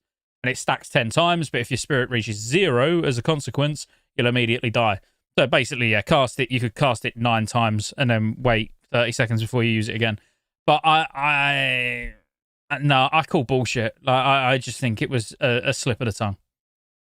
I tried to post it. I don't think I have access. I think it hid the link. If you could post it, Scotty. I put it in our group chat. I tried to link it in YouTube and Kick for the countdown interview. Oh, I see. Okay, yeah, I'll copy it now. Yeah. So let me make sure I understand this correctly. So who said that this was going to be in phase 2? Tim Because I didn't see Jones. this. Tim Jones, yeah. I'm calling him out, first and last name. I mean, hey, it's season of discovery, right? Anything can happen, but Yeah. But I they doubt. could have changed Bellfire Bolt from the bracer slot to the boots or the belt, and then maybe mages will see that in phase 2. And it's just, I'm hoping the same thing for Balanced Druid. We've got Gale Winds for our head slot that was data mined, but I'm really hoping that we get Gale Winds as like our boots, because I think there's only been 2 data mined for Druids in the boot slot. So if we don't get Gale Winds in phase 2, there's gonna be a Balanced Druid riot. Well, I mean, that's the thing. We're assuming that it's just belt and boots, but there's no... Like, and are they being clever? It's like, we're assuming it's just belt and boots because, like, as a mage, I log on and I see there's 7 more runes to get. And the data mined is 7 for belt and boots. But is there actually only 2 or 3 of each of those and you can get a head rune? So, or a wrist rune, just Right. maybe 1. We know they're not going to come from raids, and we can get into that in a minute. But I don't know. I think it could be possible. Because I think it makes sense. Yeah, and I think some of them make sense. Like Gale Winds for a druid makes sense being in the game. Yeah, and it's a good way to kind of throw people off the scent, right? Like they know as soon as they patch this in, it's going to be data mined. Everyone's going to know. All the theory crafting is going to start. All the BIS guides are coming out and specs and runes and all that stuff. So, I mean, it actually would be a pretty smart play on their point to do something like that, to keep it truly like what they want Season of Discovery to be, kind of throw everyone off the scent. Just let a ton of runes get data mined, but you don't know which ones are actually going to be in for this phase. We could be giving them a bit too much credit, but that's very true too. I don't know. They've been pretty cheeky for Season of Discovery. They're messing around, like Nora said, like mess around and find out. Well, I mean, he did say Bellfire Bolt, and as soon as I heard it, I was like, hang on. Well, so exactly what happened is he said Bellfire Bolt, bearing in mind I was heavily intoxicated and watching it live on stream, and as soon as I heard those words, I instantly paused the interview and was like, what the fuck's going on? And I logged on to NA, because I hadn't logged on NA yet, so I logged on NA to see how many runes it was showing, and then, I drew the conclusion that, no, that was, he misspoke. But yeah, or didn't hear the question right or something, Yeah, so I mean, we'll see. So that was from Countdown. As again, like, amazing interview. Like, I love Josh's interview style. Anyway, it was very entertaining. But information wise, I can't really think of anything off the top of my head outside of the whole Bellfire Bolt gate. I should have taken notes. For all 3 interviews, I should have sat there and taken notes for which one had what information. Well, we have got the notes that Wowhead actually put from the interview. So dishonorable kills. True. So the thing is, when I say there weren't a lot of information, there was, and again, it was a great interview. But it was more not getting the answers that we wanted. So dishonorable kills. It was like, well, no, we want them in. So it was like, when he's asking the dishonorable kills question, what we're hoping for is them to turn around and say, yeah, we're going to remove that in phase 2, don't worry. But so there was really good questions, but we didn't get any answers to the questions that we actually wanted to hear. So there was like, I don't know. Do you want to read through it? Have you got it open in front of you? Do you want to? I just pulled it up. Yeah, the PvP discussion start from there. Yeah. So dishonorable kills are something the team is sensitive about. There have already been some changes going into phase 2 to ensure that certain not AoE abilities... Not word for word. Let's skip through it. Okay, all right. I was like, this is a lot of fucking words. But hey, no. I meant let's skim through it. So win trading. What do we think about win trading? I mean, if I want to go to sleep, read it word for word. Hammer can wake me up later. The whole win trading, like, so the dishonorable kill thing, I think their excuse was like they don't want one faction to control like a major like quest hub or something of the other faction. And I guess having dishonorable kill NPCs there is their way of solving that like issue. And that sounded kind of weird to me, but I guess there was some like AoE abilities that were hitting dishonorable kill targets and they removed that. So that's good. Yeah, so the whole win trading stuff. The win trading thing is quite interesting because what I wanted, like if I was there, like again, great question and thorough answer, but what I wanted to ask if I was there to ask a follow-up question would have been, is there a cooldown on you giving currency to the person that killed you? You know, as in, so like, are you almost like what's the word in like Wrath when you first res? Where you're like, you can't give honor. Honorless target. Honorless target. That. Yeah. You get like a little like a buff, don't you? Where you're not going to give anything. Like, is there going to be that, or is everyone basically going to be gathered at a graveyard? That's what I'm getting at. Because that's like, let's be fair. If farming people is the way that you get the currency, then surely beelining for graveyards is just going to be the thing. So you got a massive zone, but then everyone just fighting over one little area. Right. Or then, you know, being able to like win trade would just be like me and Go saying, right, let's go and stand over here, you know, a little bit away from the graveyard, but not too far away. And then we just take it in turns of killing each other for 30 minutes. You know, yeah. I think win trading stuff is probably not going to be like the fastest way to get the currency. I think actually going out and getting tabs on people that are in like a big ass fight is going to be better than just trying to win trade off in a corner. And right. I don't think that like the graveyards are going to work like Warsong either, where people spawn at the graveyard. They're probably going to have to run back to their body. So hopefully they add new like graveyard spawns like they did in Ashendale. Oh yeah, that's a good point. Yeah, no, that's a good point. Yeah. But even still, like having a 2-minute res timer eventually after you've died like 3 or 4 times, that shit sucks. So hopefully they're also gonna have like a 30-second max, even if it's just during the event, like res timer. Because if you're sat there 2 minutes of the 30 minutes, that's a lot of fucking time that you're missing the event. Right. Yeah, and you got to realize, like, also it's not going to be big raid groups, right? It's going to be individual, 5 small groups of max, 5. Yeah. So even if you are trying to win trade, like, there's a really good chance, like I'm reading it right here in their PvP discussion from that interview, that like there's other players that are going to interrupt that, which, I mean, it really makes sense. Yeah, so in which case, actually, going back to what I just said completely incorrectly, because yeah, obviously I'm treating STV as a battleground, which is not it's not Wintergrasp. Yeah, that's not the case. I'm glad I could call you out on that. Well done. But actually, that makes it worse, don't it?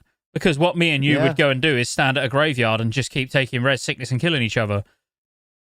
Because then there's no res timer. You know, you ain't got to wait 2 minutes. You literally just unequip all your gear, and you literally just keep res kill for 30 minutes with no interruptions. If we're saying, well, actually, there's going to be no action or very little action at the graveyard, or is then everyone going to be doing that? You know, so everyone's like, oh, we watched the podcast, so now you've just got fucking hundreds of people stood at the graveyard all taking res sickness and just AoEing for everyone to get like multiple coins.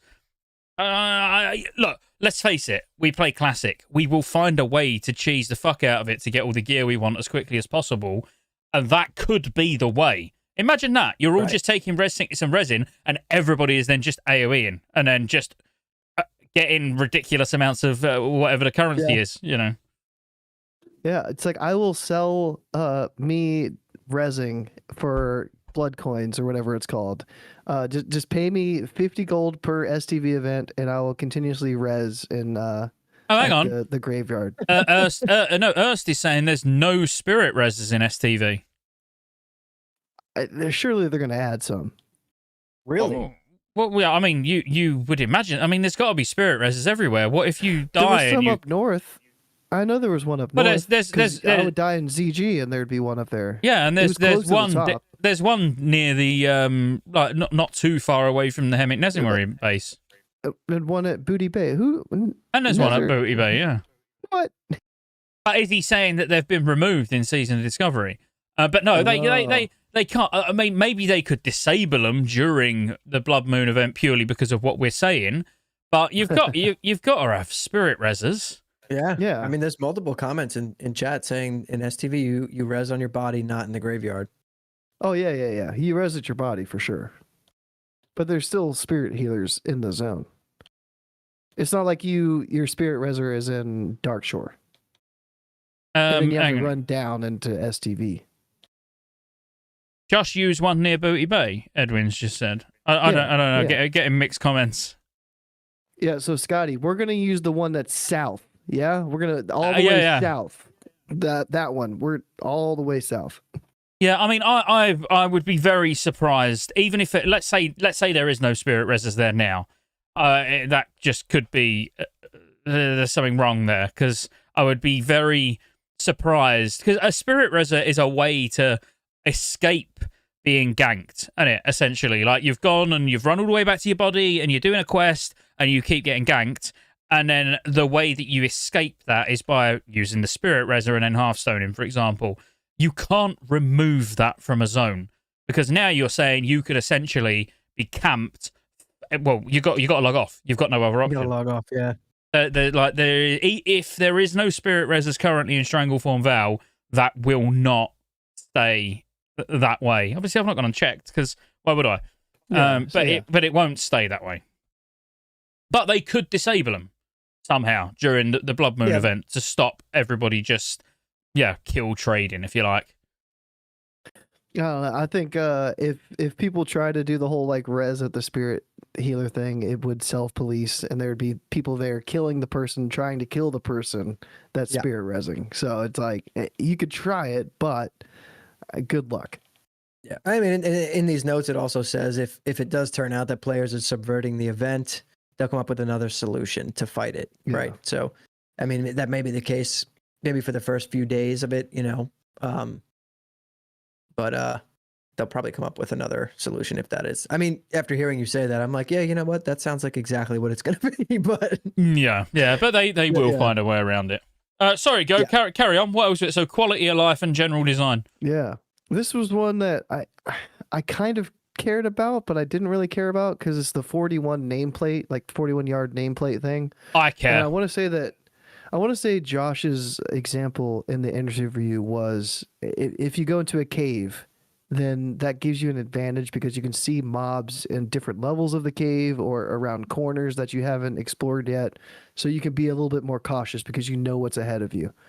But to me, I'm fine with the 21 or 20 yard range, like whatever it is right now. Yeah, I don't use add-ons to increase nameplate size or anything like that. So like for me, it's fine. No, it's awful. I hate it. No, I do. I genuinely do. I hate the nameplate distance.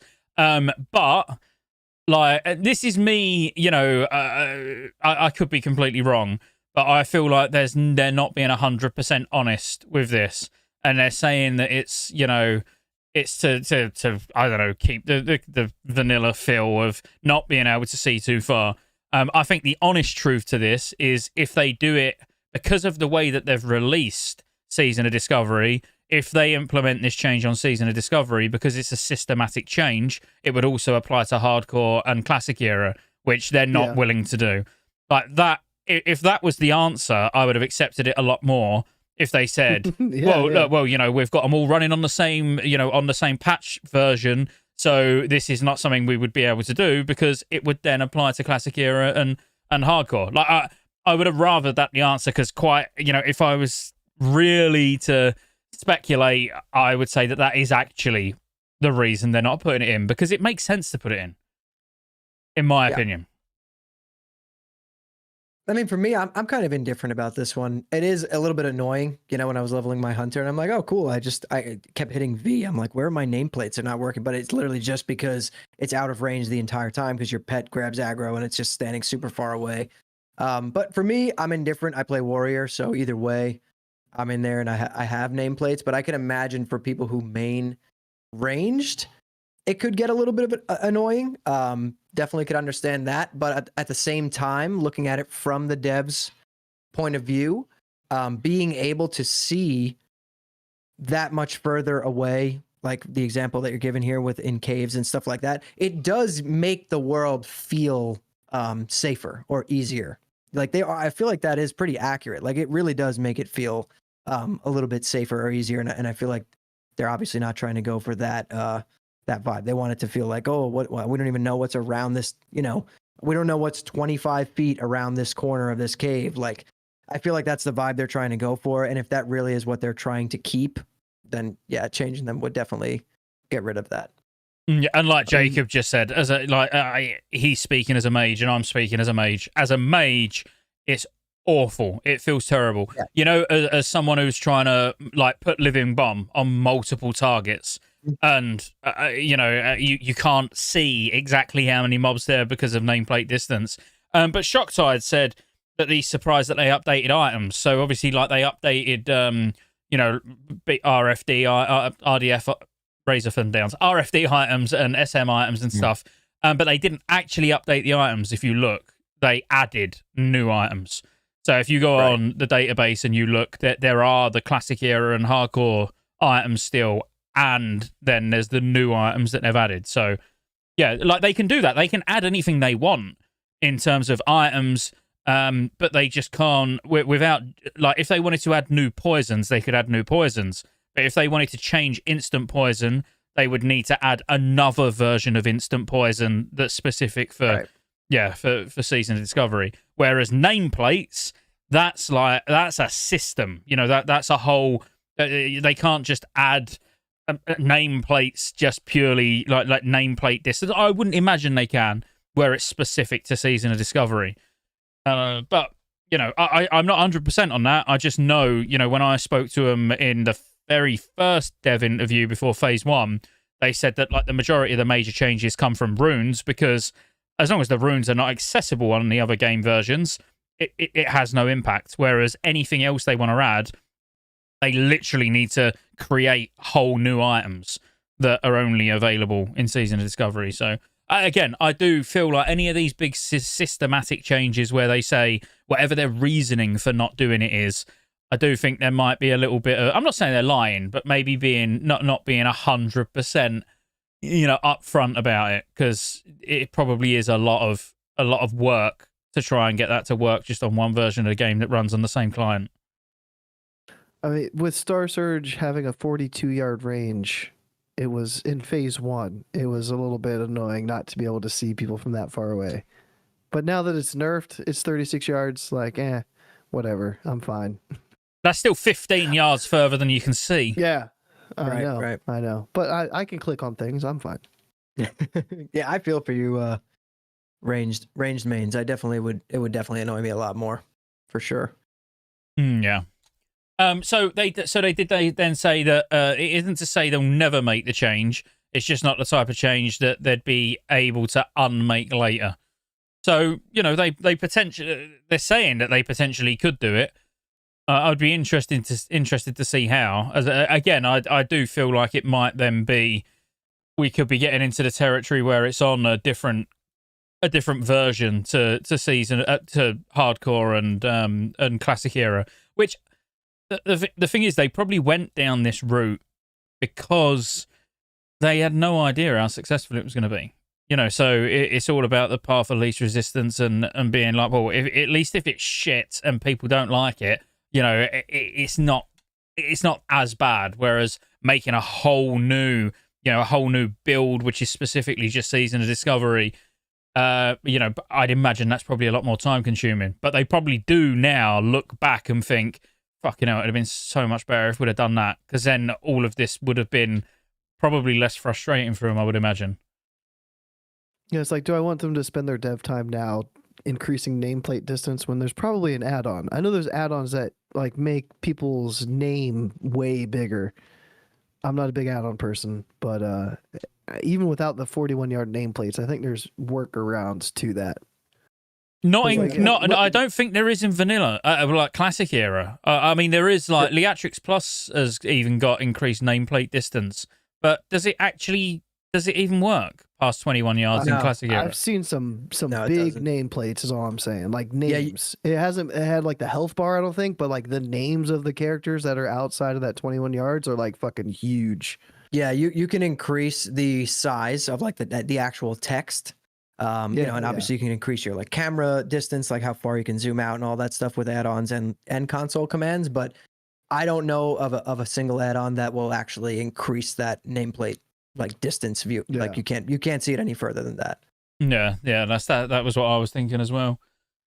All right, go. Do you want to carry on? Anything else? We'll go through the notes for each of them. If there's like topics that we want to talk about. There was one that I thought was kind of funny. Like, are they purposely holding back any specs or classes? Because I was like, obviously they're holding back Balance Druid, and they were like, no, we're not holding anything back. Because it made sense to me. It's like, do they want to like hold people back like early on, and then they get runes, and then all of a sudden they feel really powerful? Like, I thought that was a great question, and that was a community question. I forget who it was that like sent that to Josh, but yeah, I thought that was a good one. Yeah. I mean, again, when it's saying hold back, the only reason I would say that they're not doing that, you kind of are being held back a bit because, like, as a boomy for AOE at the moment, yeah, obviously it's pretty garbage. There's certain classes that can't do certain things particularly well, but they are, as much as they say they're not trying to get classes perfectly balanced, they are. Like, I don't know why they're saying they're not. In every interview and any of them where class balance was mentioned, they was like, well, part of Season of Discovery is that they don't all need to be perfectly balanced. But then every week we're seeing class tuning. So it's like, well, what are you doing then? Like, why are you doing that if you're not trying to balance them? Like, they should say, yeah, we're trying to. Like, that's a commendable thing. We'd all be pleased with that. Having classes be able to perform similarly. Not perfect, not like retail. Retail, everyone's within like 1% or 2%. Yeah. It's like mental when you look at retail. But I don't think there's anything wrong with trying to get the classes at the max level in each particular bracket to be competent, so you can play what class you want. I mean, ultimately, that's what Season of Discovery is meant to be about, isn't it? Right. I don't want to get rid of my mage and go back to druid just because mages in one particular phase are useless and you don't want them in the raid. That feels pretty bad. That's how Balance Druid is looking. Sim wise, like healer mage is out DPSing Balance Druid, so it's not looking good for us.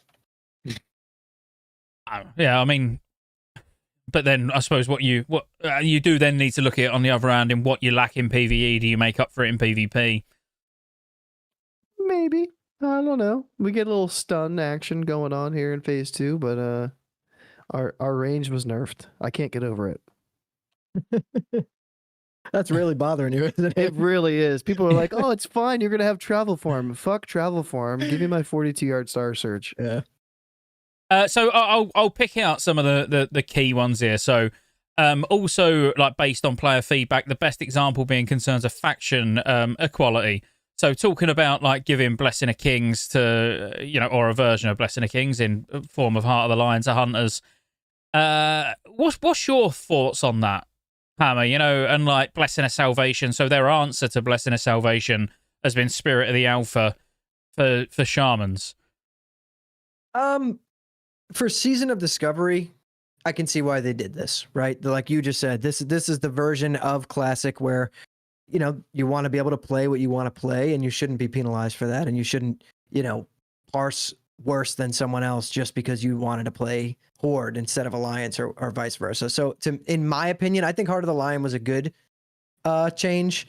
I think it makes it fair, especially, and also Blessing of Salvation. Like, that was the one thing on Horde where it's like, dude, you don't have Blessing of Salvation is massive, right? That is like, what is it, 30% threat? 30%, yeah, it's huge. Yeah, so imagine like classes like Warrior, Mage, Warlock without Blessing of Salvation on Horde. I didn't play Horde from 2019 through now, but I can imagine that feels really bad compared to being able to play Alliance and just be able to smash your buttons and like pump as hard as you want because you have 30% less threat.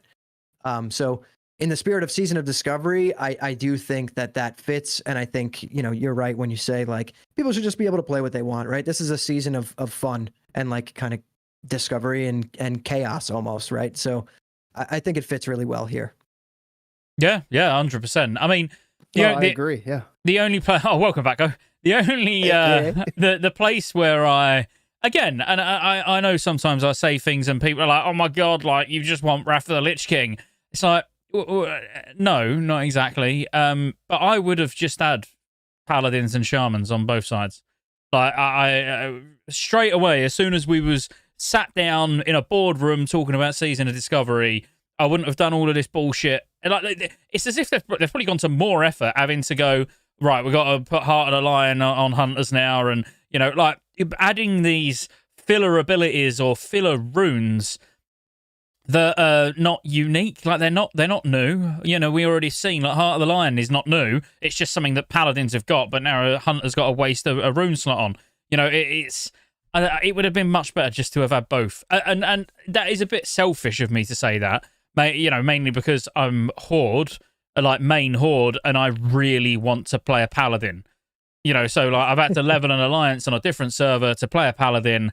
I would have much rather have been able to have my my paladin as a real ult in our guild and raid on it like consistently every week. So, but I'd imagine there's other people that feel like that. That are main Horde and they want a paladin as well, and now you got to go on a different server, and I don't know. Yeah. I want a shaman, and so I'm going to have to level another Horde on Crusader Strike for that. Yeah, and it's just, like, does it really matter? With everything that's going on in Season of Discovery and with all the new crazy abilities and everything, would anyone really be like, oh my god, like, shamans for the Alliance? What is this, retail? Like, no one's going to give a fuck. The same thing with racials. I don't know if you guys talked about it while I was gone, but like, if Night Elves had the option to have War Stomp, I wouldn't mind rolling Night Elf. I wouldn't mind being an Alliance. But because I can't choose that, which I think private servers have that option, you can talent or you can racial shift or whatever. Yeah, and this would be the perfect time to try that out. I think just let people pick what racial, as long as it is their class that they can use that racial for, whether it's Horde or Alliance. I 100%. And I have like your race just be specifically cosmetic. That's what you're saying? Yeah, because I think they mentioned that they're going to try to go down that line for priests eventually because of like the whole fear ward thing with dwarfs. But there's more than just that one. Like every single class you can justify having like different racial bonuses, I think. Especially with how PvP involved it is. Sorry. But they'd have to do it like private servers do, though. So like the way racial shifts work on private servers is you can take the racials of any other race that can be your class. So as a Tauren, as a Tauren druid, you would still only be able to choose between Night Elf and Tauren racials. Mm-hmm.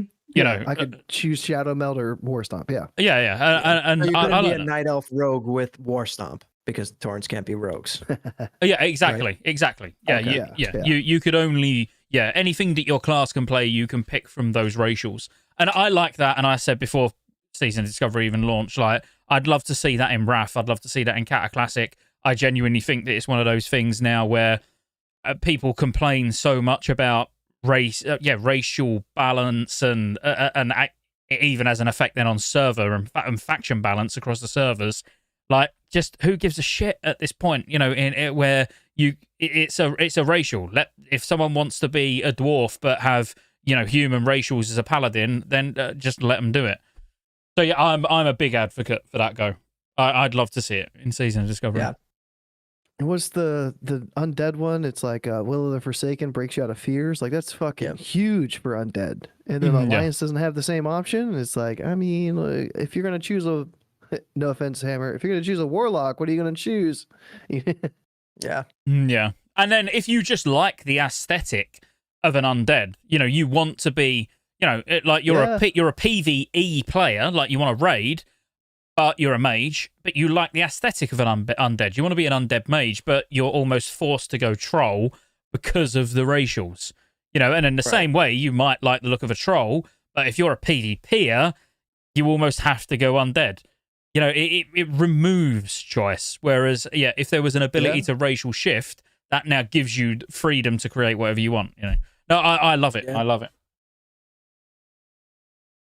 We're down carry on. to the not technically GDKP. We can skip. No. We'll talk about GDKPs. Skip over that. Yeah. Okay, this was the first interview where I've heard in Nomer the bosses are going to be +2 levels. I guess this was just like implied, or I don't know what, for BFD, but I never knew like how much hit did I need in BFD to be capped, and I guess it was like 5 hit, and it looks like that's the same for Nomer, like +2 levels, you need 5% hit, and then you're still like the 1%, like your 99% chance to hit.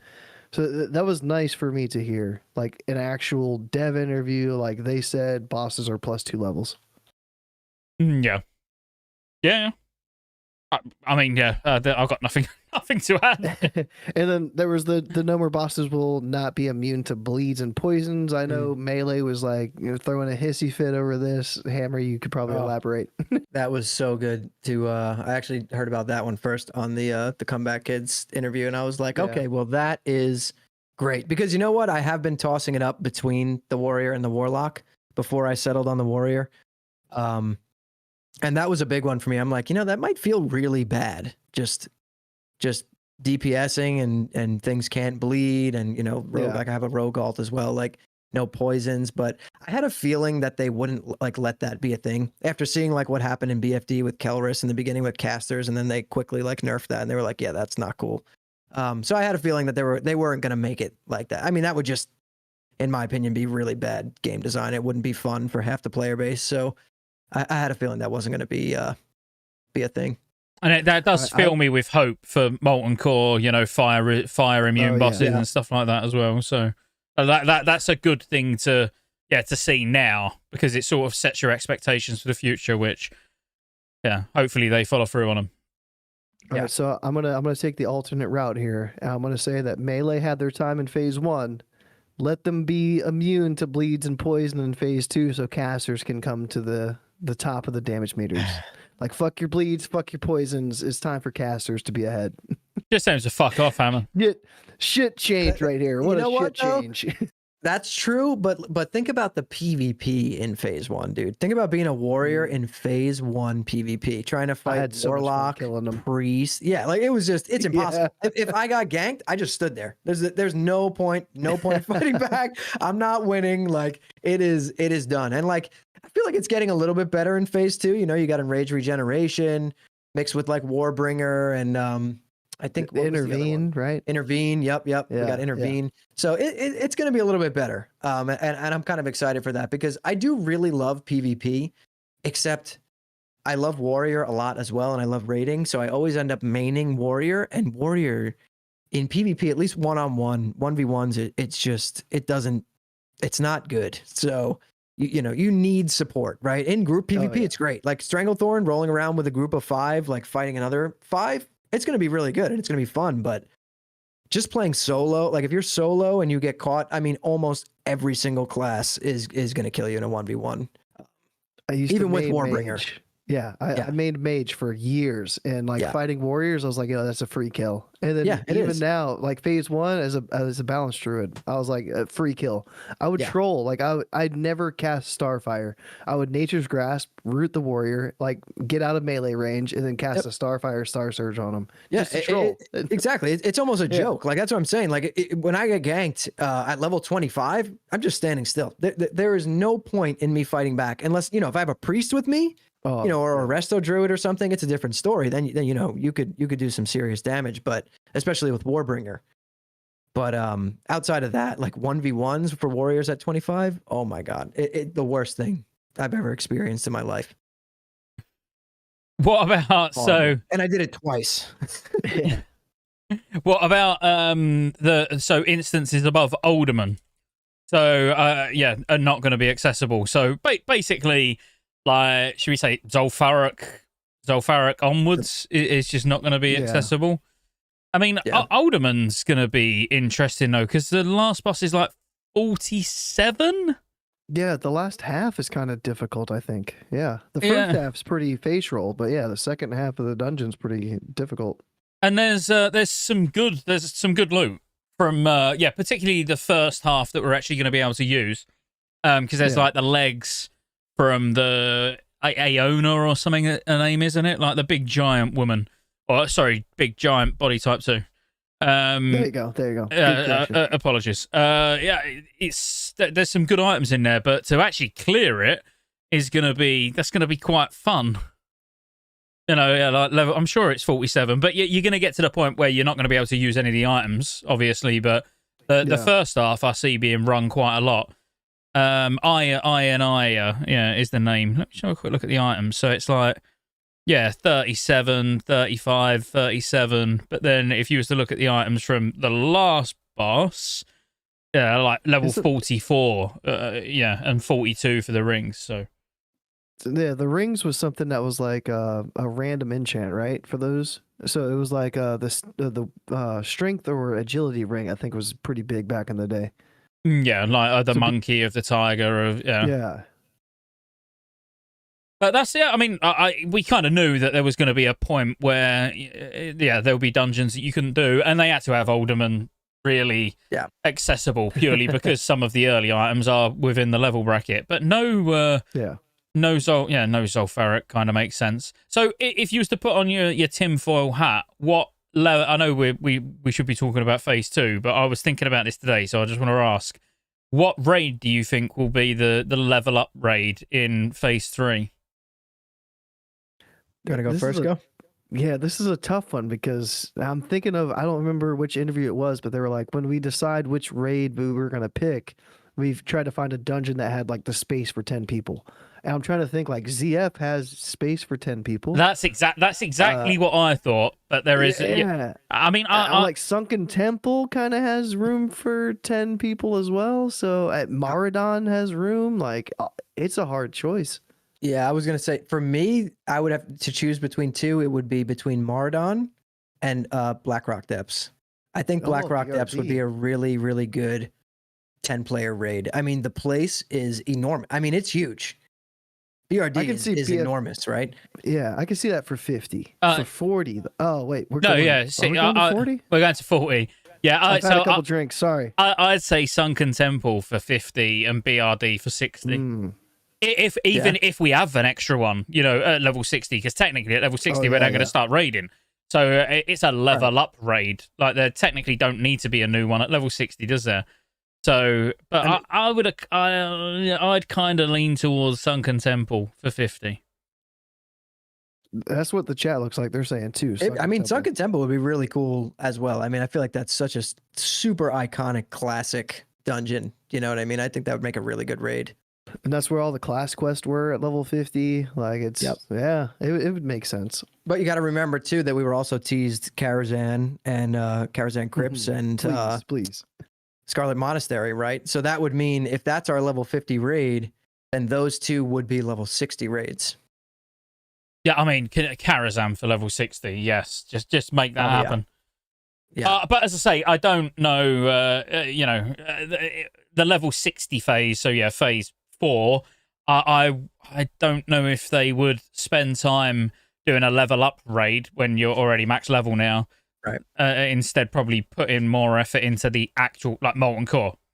That kind of makes sense, put the effort in there. But I just thought I'd see what you thought, because ultimately what we can't reach in phase 2 is kind of relevant then for phase 3. What the potential raid could be for phase 3, because like Hammer said, it was kind of teased about Scarlet Monastery, but we know that's just normal dungeons. We're going to be doing Scarlet Monastery, so that's out of the picture for phase 3.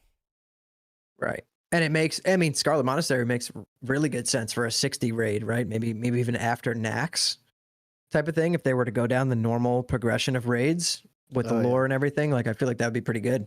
Yeah, man. Yeah, definitely. I just want whatever has the most bosses, because I'm kind of nervous about Nomer only having 6. We have 7 in BFD, and we're going down to 6, and 7 bosses felt like not enough. So whatever raid at level 50 is going to give us the most bosses, I'm all for that. I think Sunken Temple just kind of fits. Yeah. Was there anything else on here before we move on? I mean, this was the only one that Hammer didn't see, so we'll do it like this for this one, and then yeah, we've all seen the other two. Hammer's not a paladin, but Agrand is probably responsible for all the paladin nerfs so far. Yeah. If he's going Druid main, yeah. STV mount will be usable everywhere, which that's one I tried to bring up earlier and I forgot all about it. Because Ashenvale mount only being able to be used in Ashenvale, and hopefully that restriction is removed going forward, but I doubt it. But yeah, the STV mount being able to be used all over the place, nice. Yeah, I mean, when I went to the vendor yesterday, that is, you know how on the Ashenvale one it says only usable in Ashenvale. That is not part of the tooltip for the Stranglethorn mounts. So perfect. Yeah, I mean they're level 40, right so now. you would have thought that was the case. But the Ashenvale mount, Yeah. that won't change. I mean, it's slower than the ones you're going to get at level 40 anyway, so you still wouldn't use it anyway. I know it's only 10%, but still. Right. They've got to force these gold sinks in, boys. You can't just be using your mount that you got for 10 gold or whatever it was. And by gold sinks, you mean like gold buying? Yeah, same thing, same difference. And then from the other two interviews, so yeah, I mean that sums up Countdown for Classics. I did put a link in earlier. If I'll do it again in a sec. For the other two, honestly, pretty much everything we spoke about. Yeah, it was pretty bland, man. To be fair, but we've already spoke about like the crates. Dual spec's not going to be in phase 2. Dual spec. No dual spec. Yeah. I want dual spec like immediately. It should have been in phase 1, in my opinion.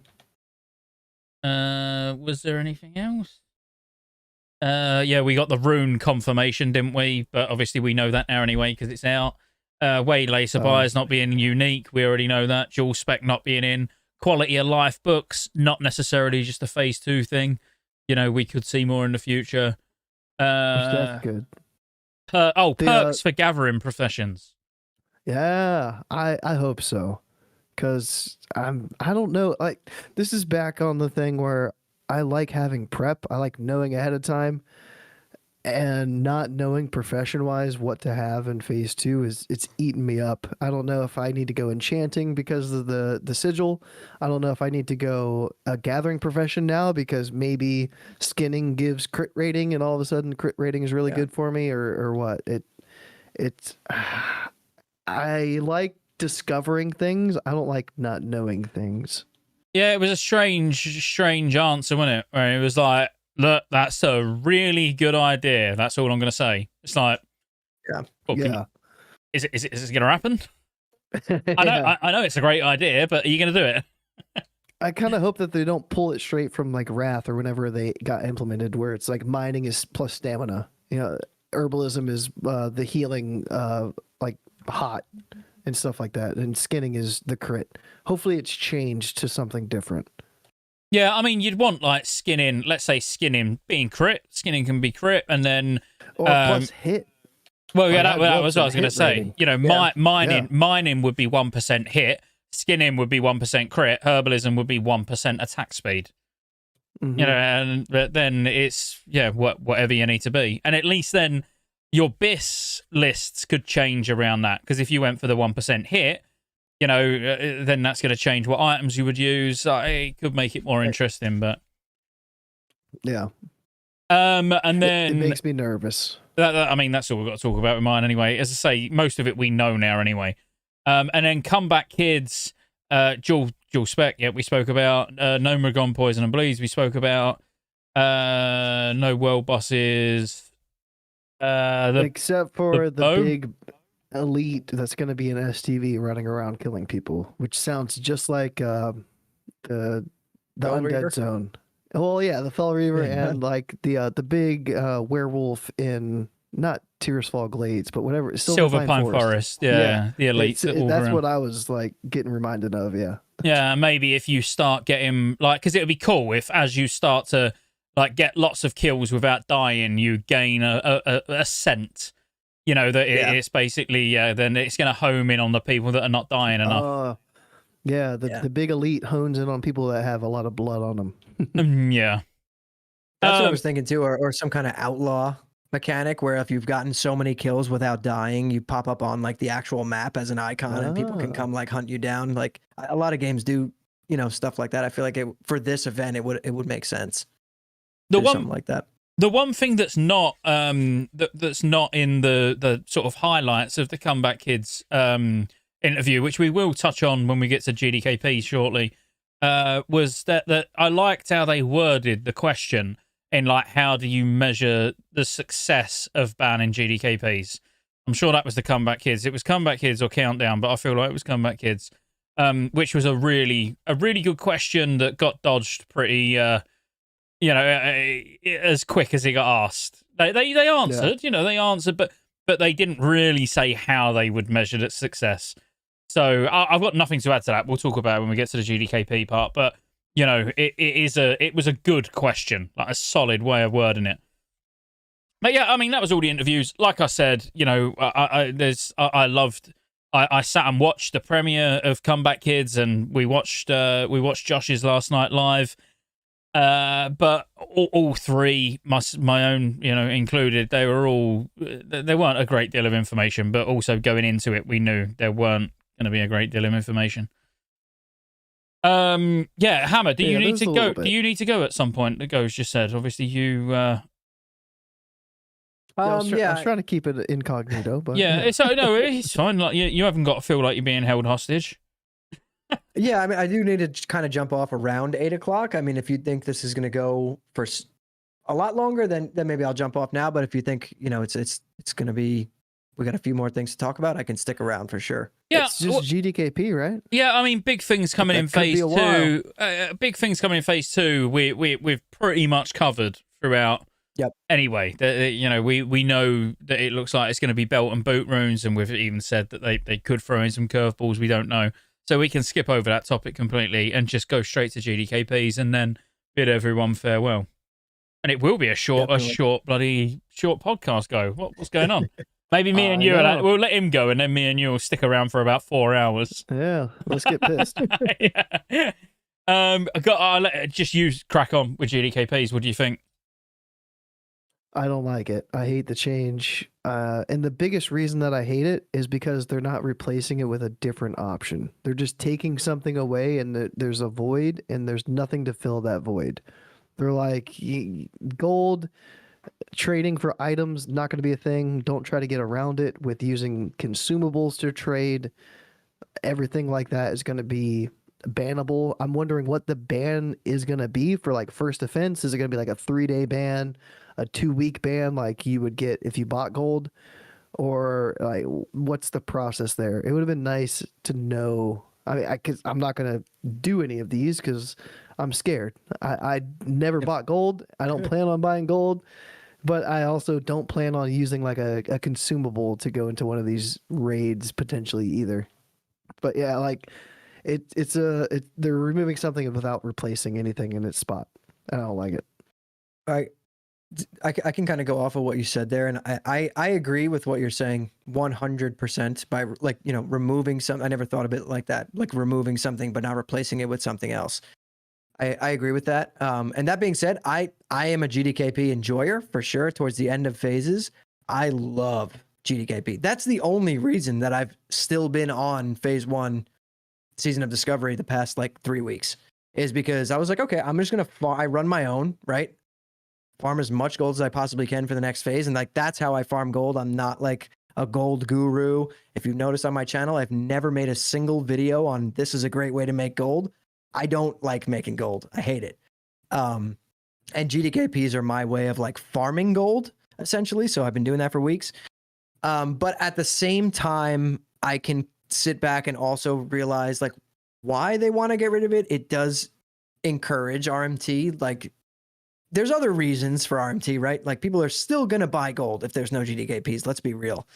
But at the same time, I do think it's a major contributor to that. And if it makes even a small dent, it probably is going to be noticeable in the economy of every server. That's just my opinion. Yeah, with like the RMT stuff, I feel like if you use the auction house at all, you've probably been involved one way or another with RMT without realizing it. Like there's probably bots that have posted stuff on the auction house. You bought the materials to get your consumes for raid, and then that money then went to like a gold seller. So to me, it's like unavoidable. Unless you only played by yourself, you're probably unintentionally part of the problem, if you want to call it that. And like so, without GDKPs, my option is like main spec over off spec or soft reserve runs. And I came up with a solution on what Blizzard could implement to make it to where people still hang around to the end of those raids. Because if you're in a soft reserve run, you get to the boss where your loot drops that you soft reserved, and then that loot doesn't drop. You're just like, I don't need to fucking be in this raid anymore. Like, peace. Like, thanks for carrying me. But if they put the loot in a chest or like in a box, and then the raid leader can just like master loot that chest to themselves. If it's a normal guild run, they can immediately open that chest, see what the loot is, distribute it if they wanted to, so that people can use that loot for the rest of the raid. Or if they want to keep it hidden so people don't know what loot dropped, then it'll just be in a chest, and then they just open all the chests from the bosses at the end of the raid. And then it's like, okay, well now nobody wants to leave the raid early because you don't know what fucking loot dropped. Right. So that's my solution. I just put in personal loot, quite honestly. Like if See, you, I don't like personal yeah, loot, yeah, though. but you could do personal loot where it does it at the end of the raid. So if you want to hold people hostage, like that's fine. But again, the thing is, I'm not trying to people please here. As in I never care whether I upset people. I'm very open with my opinions on everything to do with this game, and I only say my own opinions. But it doesn't matter. Like, I don't care whether it's there or it's not there. I'd prefer it was there if I'm being completely honest. I'd prefer it was there purely because occasionally I might use it. I'd rather it was there and I don't use it than it's not there and now my option's been removed completely. Right. But then I also understand why they've done it, but then I also find it extremely contradictive that they're increasing the gold prices on stuff, like a 75 gold ring, doubling the cost of mounts, which now this close to phase 2, or even if you re-roll on a different server and you get boosted, and because that's another thing. It's like, well, if I'm going to buy gold, let's say I'm going to start on Hammer's server. I haven't got a character on his server. And I've openly said in many podcasts, I'm the sort of person that if I was to start on Hammer's server on Wrath, I'll buy a WoW token instantly. That'd be the first thing I'll do, is go on his server and buy a token so I've got gold. I'll buy bags. I know I can buy some BOEs and shit just to help me level. I will spend money to make my life easier. And when the WoW token's there, it's very easy because you're just doing it purely in game. You can't get banned. Like, that's great. But then at the same time, if I wasn't so conscious about the fact that I don't want to get banned in Seasons of Discovery, it's not worth the risk of buying gold, because it obviously, if I do, I lose my account. I've got my own guild, like streaming on a character that I've put a lot of time into and stuff like that. It's kind of not worth it. But there will be people who that doesn't matter to. So it's not just GDKPs you'll buy gold for. You'll go, I want to play with Hammer. You'll create a character on his server and then buy 100 gold, for fucking 10 quid, 10 euros, whatever it's going to cost you. Just so you got enough gold to get bags, get all of those basics. Professions leveled up. Professions leveled up, exactly. So there's plenty POEs. more reasons to buy gold outside of GDKPs. Yes, I completely agree. It does make the issue maybe worse. But at the same time, it's very hard for me to be too objective when I'm talking about it, because I understand why it's been removed, and I think if you're going to remove it anywhere, Season of Discovery makes sense, because it's where they should be toying with stuff. But at the same time, if they didn't remove it, I'm not going to be making videos or talking on podcasts that they need to get rid of it, because I honestly, I don't give a shit. Like, as somebody, like Go, Hammer, anybody who's watching, if you don't buy gold but you still do GDKPs, or if you don't buy gold and you don't do GDKPs, its existence really doesn't matter to you. Barely at all. Because guess what? With GDKP's banned, bots are still gonna be farming like constantly, and people will still be buying gold. If it's not to spend that gold in GDKPs, it will be to buy blues. It will be to buy epics, like the level 40 epic dagger for rogues. It'll be to buy that off the auction house. It's not gonna. I'll be interested to see. Put it that way. In the next, few weeks or couple of months to see if Blizzard actually communicate with us and say, you might have thought banning GDKPs was a bad idea, but look, this is actually what it's done for us. Back it up with some actual data. Like what effect has it actually had? And then if it's a positive effect, we can all now, in a couple of months' time, sit back and go, fair enough, they made the right decision. Right. You know what? The one worry that I have with getting rid of GDKPs is that I do feel like it, especially in Season of Discovery, where each phase is going to be an X amount of time, right, before the next phase comes out. I feel like having GDKP in there does keep that phase alive a lot longer, in my opinion. Just on my server alone, I remember like going on Crusader Strike when I leveled my Horde on there. Dude, I don't have a guild on there. On Lone Wolf, I run my own guild. So we have we have a bunch of raid groups. It's easy. Crusader Strike, I didn't have any gold or anything, and it took me forever to find a main spec over off spec group because every single raid was a GDKP. And my only worry with them getting rid of it, like, because I'm kind of like you, where I really don't care if it's there or not. I'm still going to play the game, so it doesn't bother me. I have a guild, like I play either way.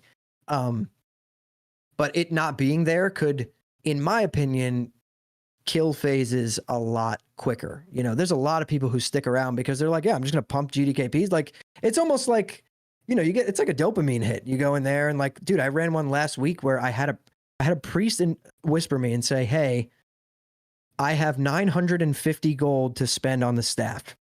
Okay. Damn. I had a mage whisper me and said, I have 700 gold to spend on the staff. So naturally I invited both of them because I was like, well, this is going to be good if the staff drops. The staff dropped.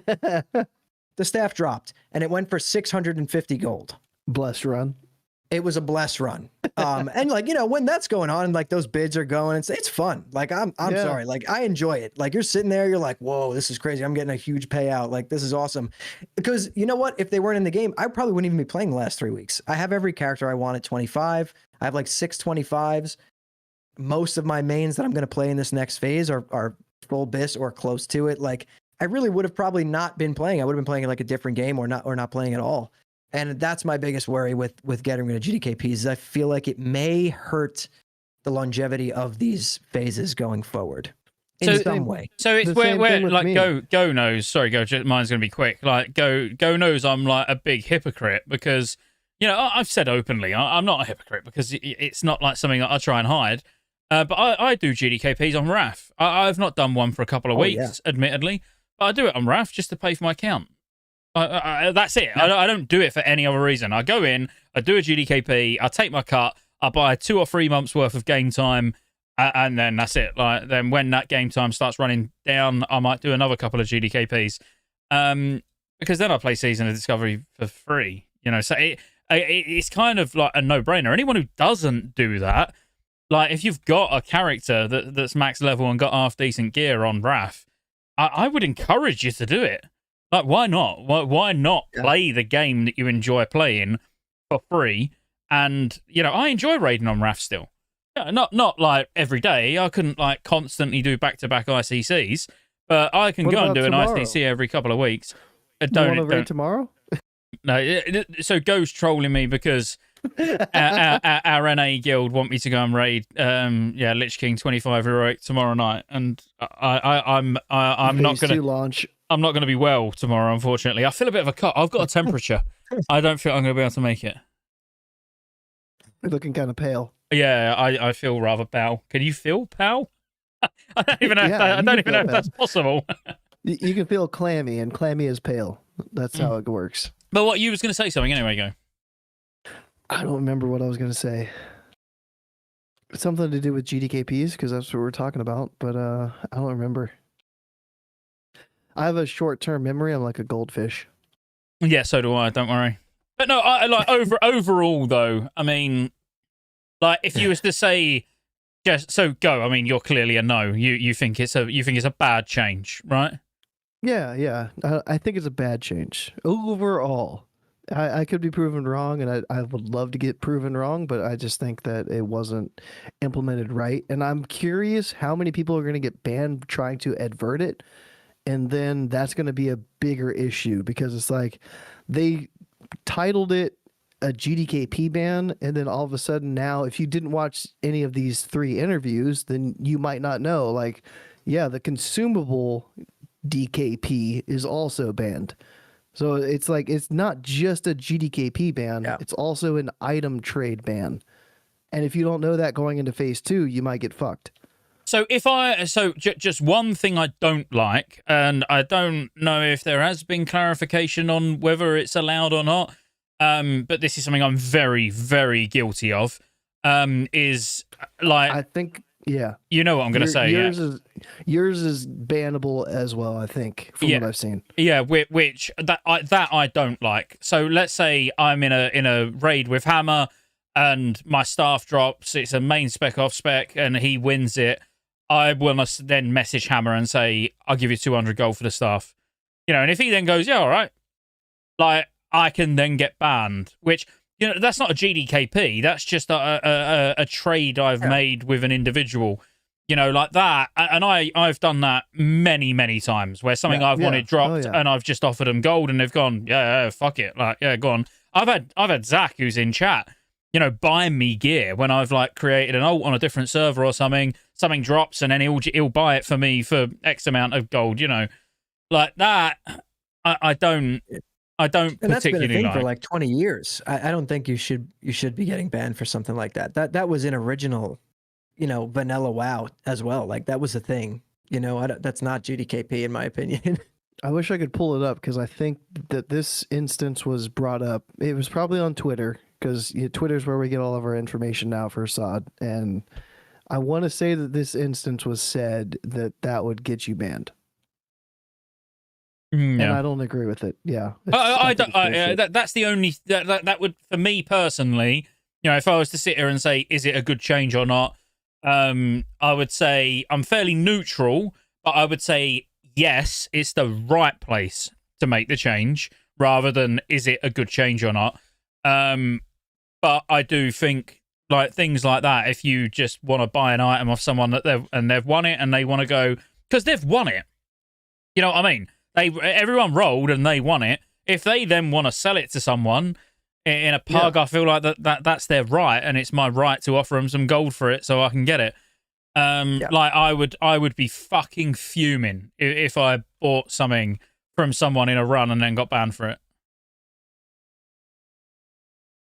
I wanted to have a segue and piggyback off of what Hammer said, and I can't remember it now. It's we've been live for over 2 hours. I've had too many drinks, and I can't remember what it was going to be. But I can't help you. Come on, Scott, you're supposed to help me out. Well, GDKPs. I've got nothing else to add.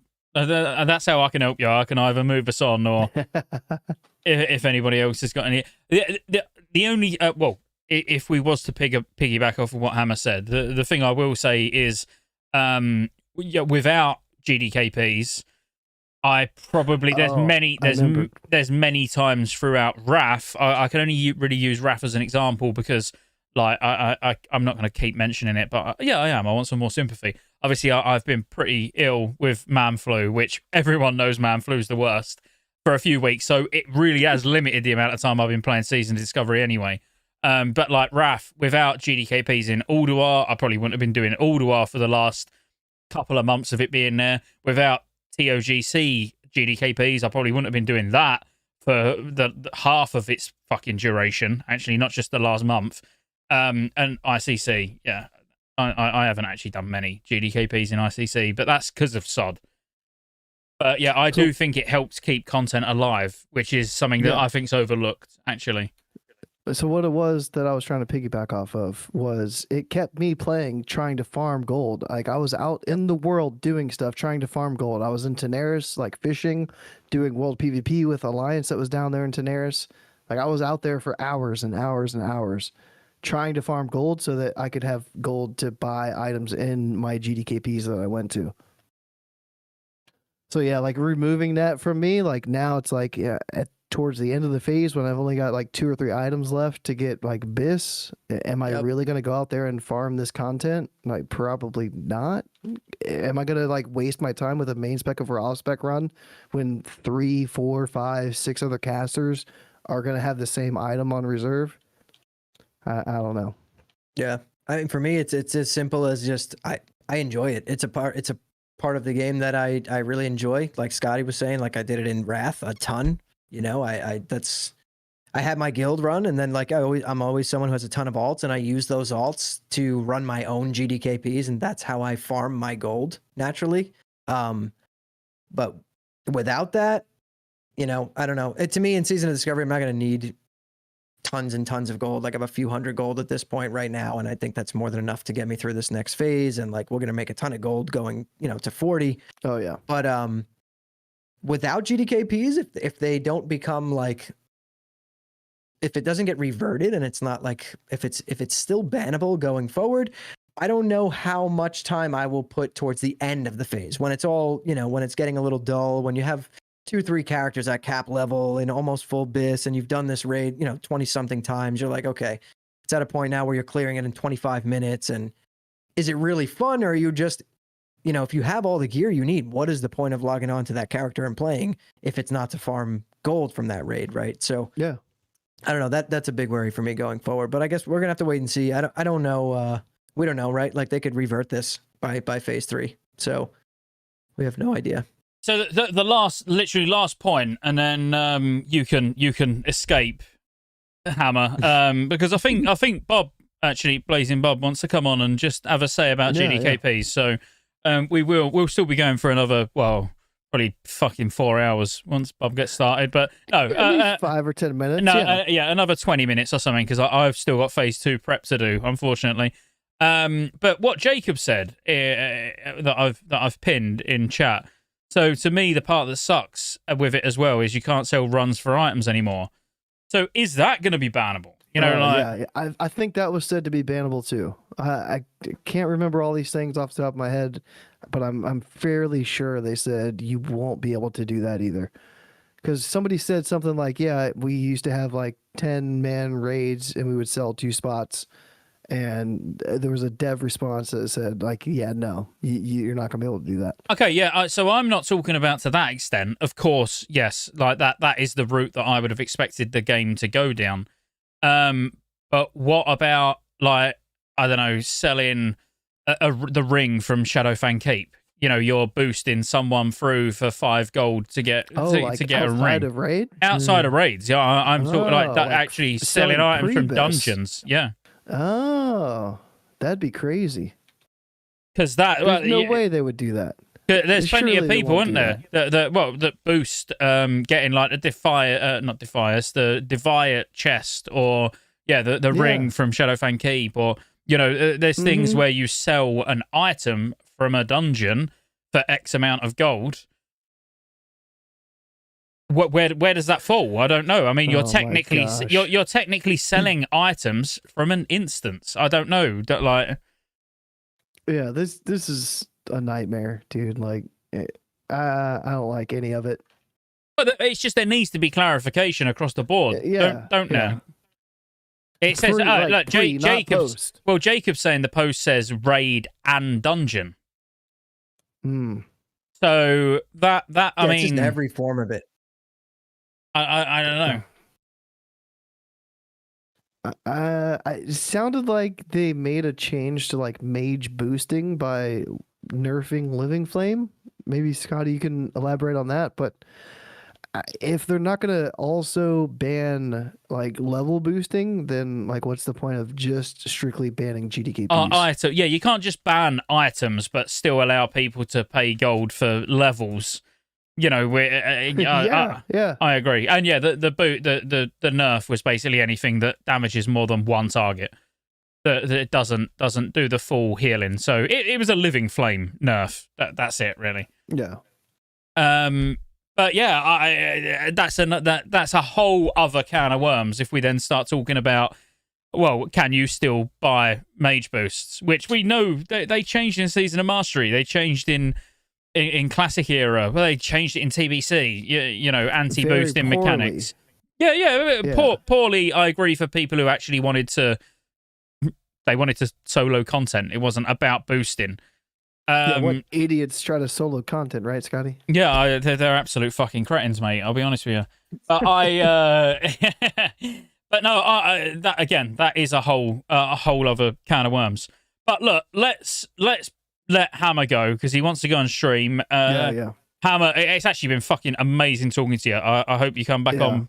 I come back on for another sesh, maybe in a couple of weeks' time once we're balls deep into phase 2, and then we can have a bit of a how has phase 2 been so far kind of podcast. But where can people find you? You can find me on YouTube at Hammer Dance Gaming, and on Twitch at Hammer Dance. But yeah, man, this was a blast. It was a good time talking with you guys. This was a lot of fun, and I definitely would come on again. Just reach out, and I'll be on. Hell yeah. Anything to say, Go? Dude, it was just great having you, man. Like I was thinking that I was gonna butt heads with you, and I was gonna have to like before we went live say like, hey man, like it's all in good fun. Like if we go at each other, it's fine. Like it's no hard feelings. But you actually agreed with me. Nobody ever agrees with me, so thank you for taking my side. No problem. This was a blast. This was a lot of fun. Cool. All right. Seriously. Well, yeah. You feel free to go and start your stream up. As I say, I'll put all links to all your stuff anyway, Hammer, in the description when we're finished. But I'm gonna grab Blazing Bob on for 10-15 minutes, talk about GDKPs a little bit more, and then we'll be done. Sounds good. I appreciate it, guys. Thank you for having me. Look forward to speaking with you guys again. Yeah, bro. Take it easy, man. In a bit. Take care, chat. Bye.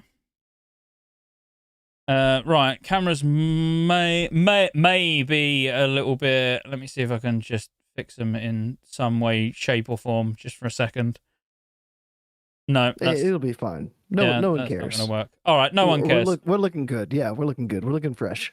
Okay, let's get Bob. It might be just my beard, but that's fine. I don't like things not being perfect. You know me. Oh, I know. Yeah. Right, we'll get. Speaking of being anal. I see a loading screen. I see a Bob. Yeah. I don't see a Bob. He's here, and of course, it has to put the cameras in the wrong place. Is he gonna have? Oh, I was expecting Amaranth in the background, and I am disappointed. No Amaranth. She's over there. I'll get her to come say hi, but she's hanging out with Mel. Hi, Bob. I'm what's going on? I'm having to change things around on the fly. So this gentleman here, do a really awkward intro, Bob. Why not? Who are you? Who are you? Hi, my name is Blazing Bob, and I do a podcast about World of Warcraft. Classic and his community. I'm not used to being on stream and stuff, guys. Weird. Do you have a dev interview? Can you leak this? Are you lined up within the next 20 hours to have a dev interview drop?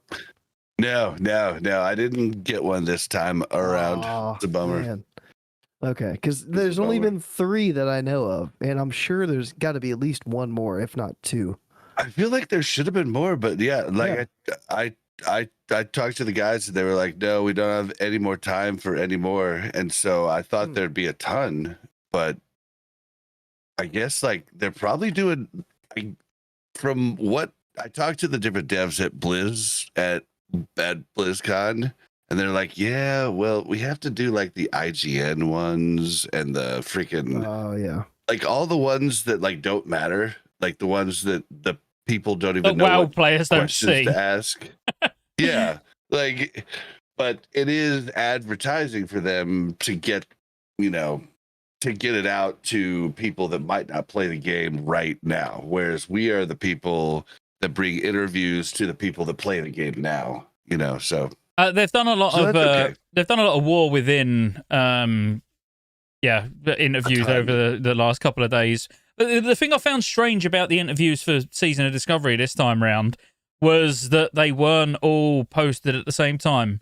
So like I've done embargo. No, they weren't for me.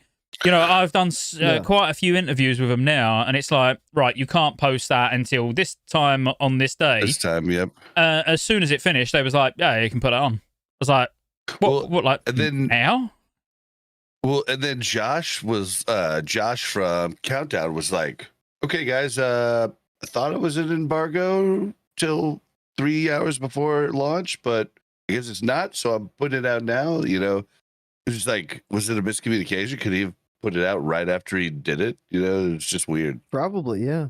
Yeah, I don't know why it was like change. that. I mean, it would kind of make sense if they done it intentionally where they were staggered. It does kind of make sense, so it gives you a chance to see all of them, rather than you might only get to see one and then the others get like pushed aside.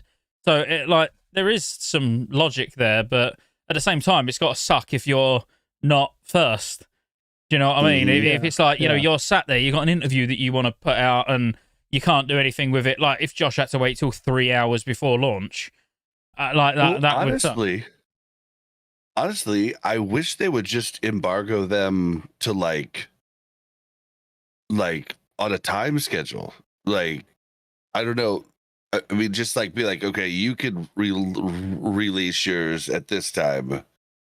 Next person, you can release yours at this time. Because like all of them at once, like I remember there were multiple big streamers who just didn't get to my interview last time because they all came out at the same time, and there was only like a few hours before Saw had launched, and so they just didn't even end up watching them.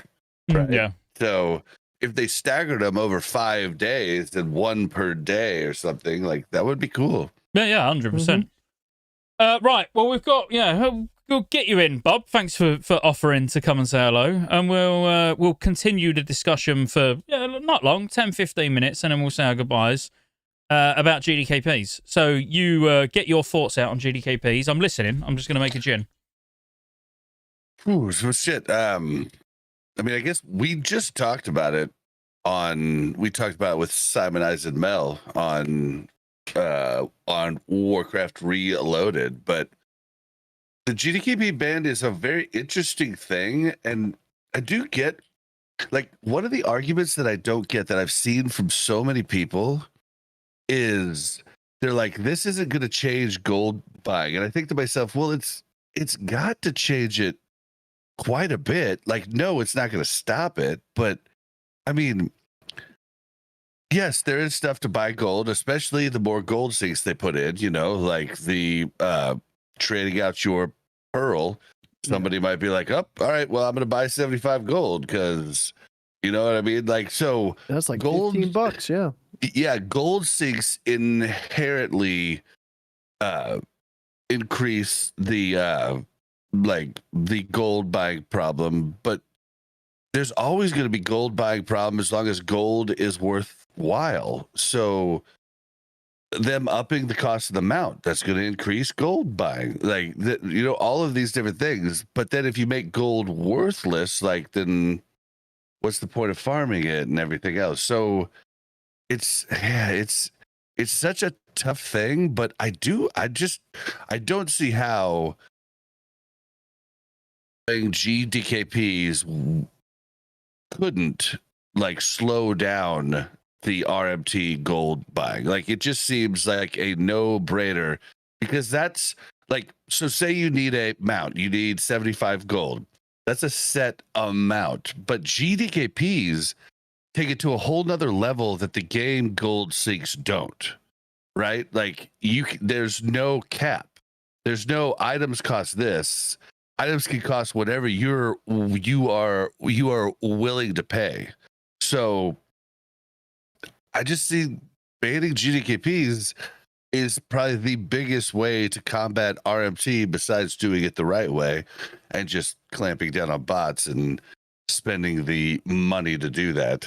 Well, like Hammer said, which is 600, the right answer. 650 gold for the mage staff. I mean, don't get me wrong, I've not done mass amounts of farming, but 650 gold at this point of the phase, that's a lot of gold to be spending on one item.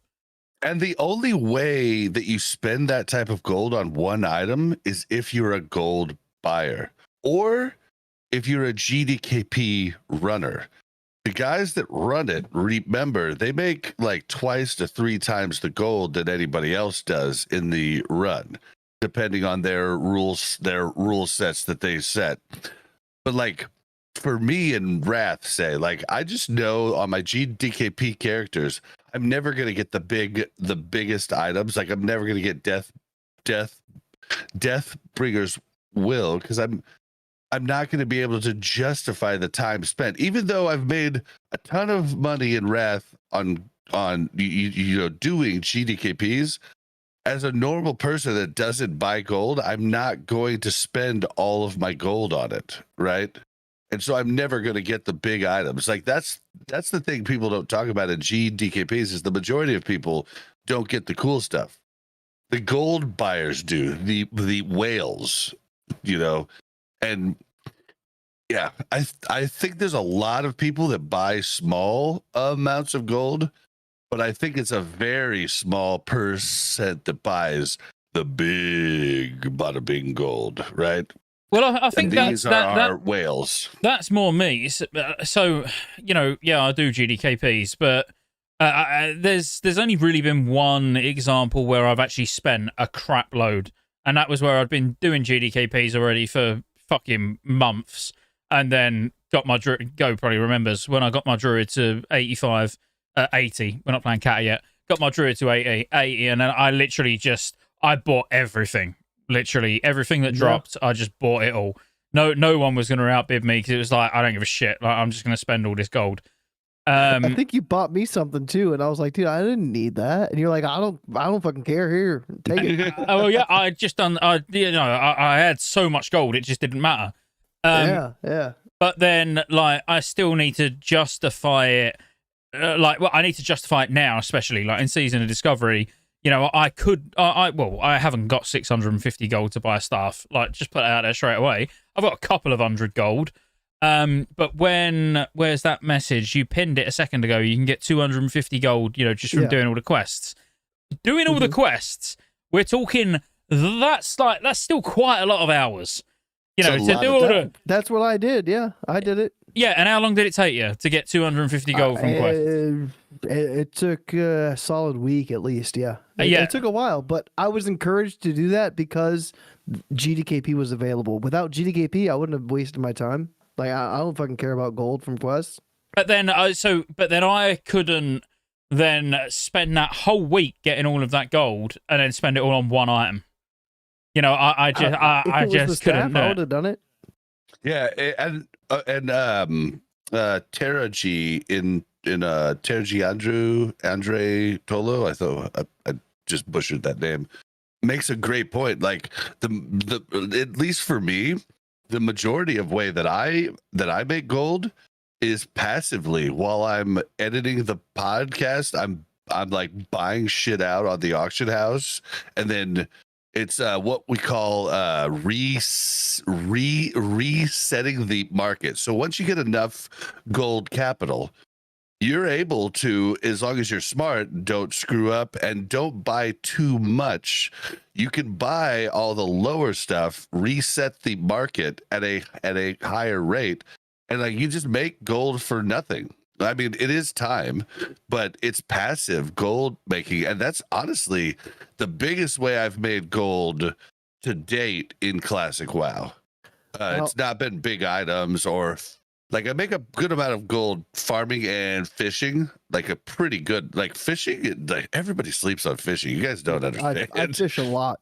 Yeah, you don't understand. It's so fucking good. But yeah, it's.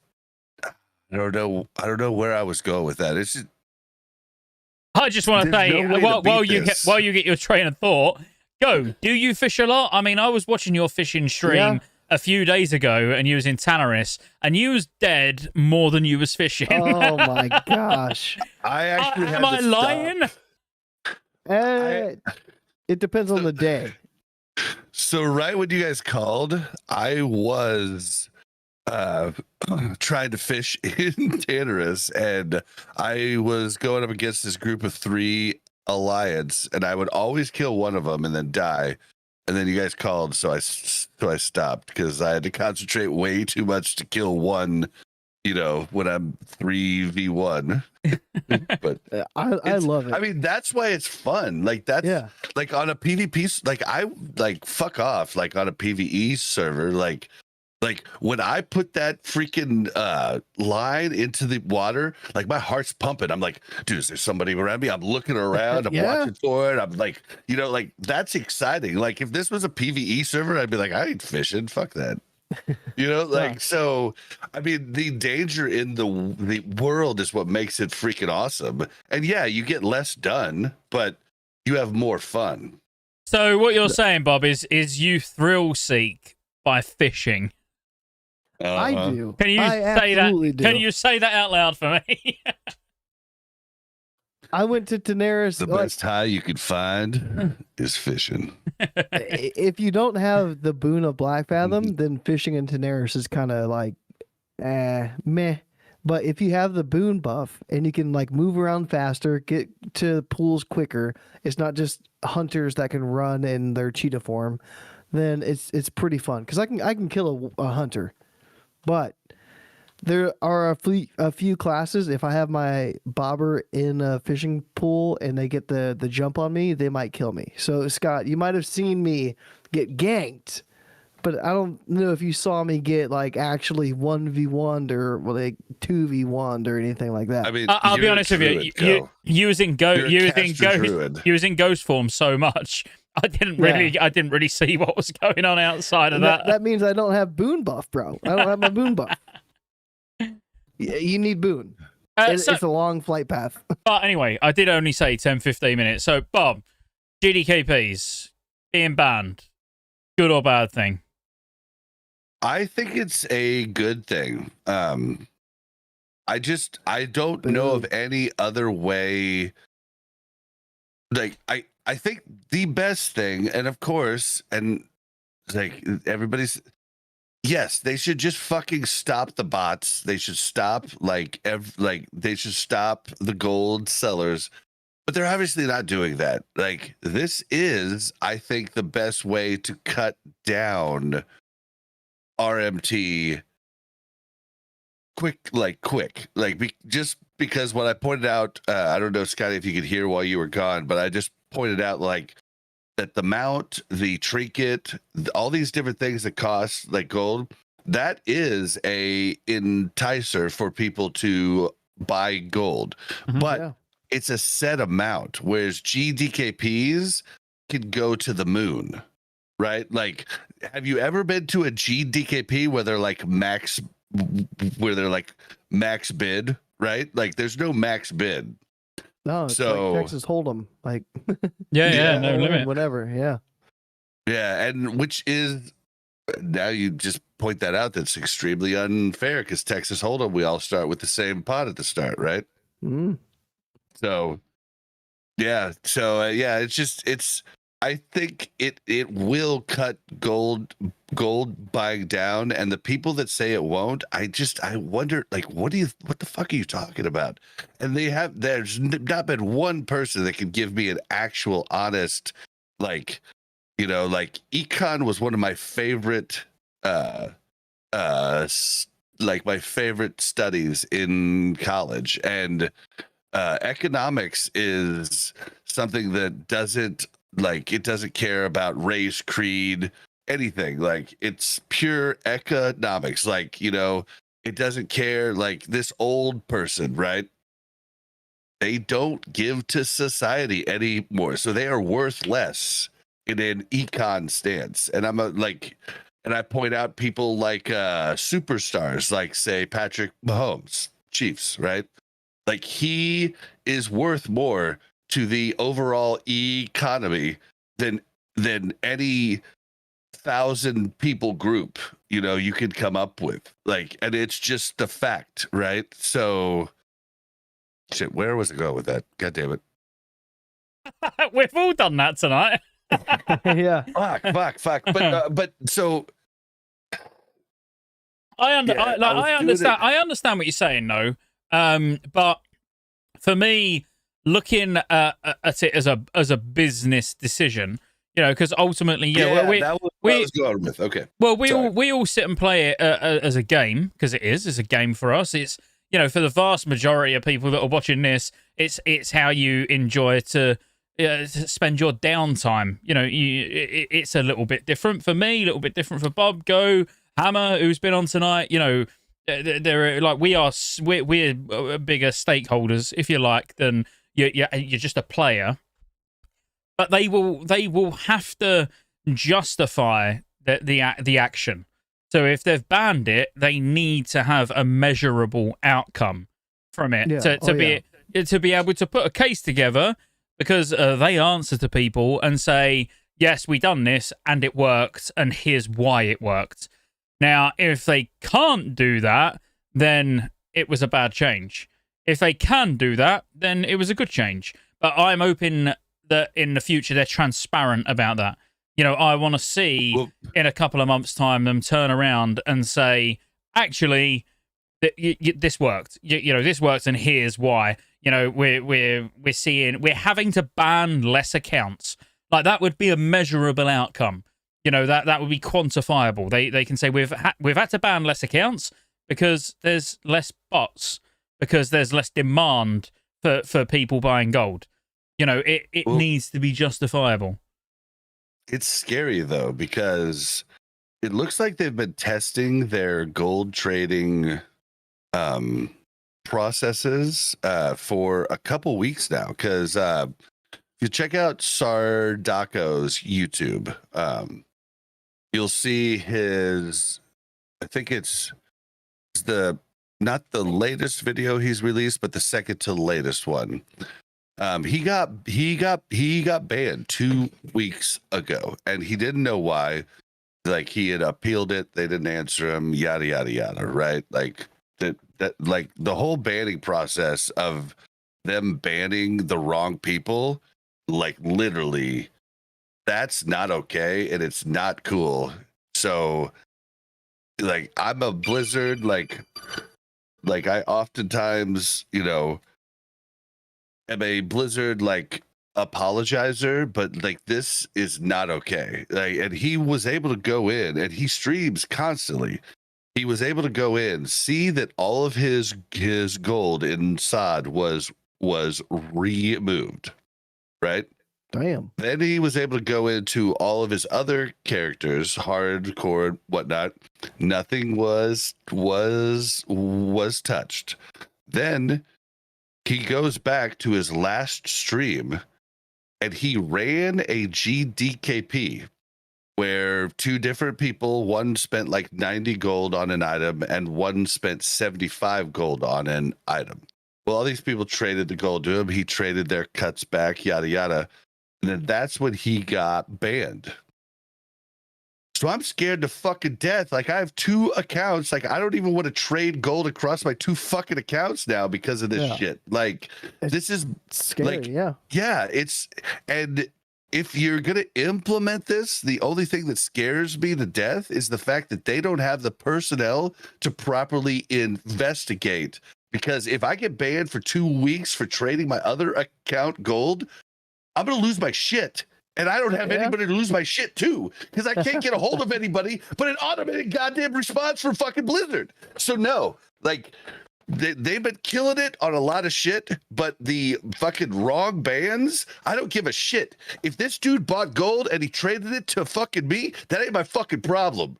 Yeah. Like, so that shit makes me mad as fuck. And it makes me, like you said, I've got 2 accounts as well. And I, like, in the current climate we're in, like, I even worry about sending gold from my bot account that I use over to my main account. Like, I've got my bot account on 24 hours a day making gold, and then, like, sending that over to my main. Yeah, like, even I worry nowadays. Like, am I going to get my main account banned?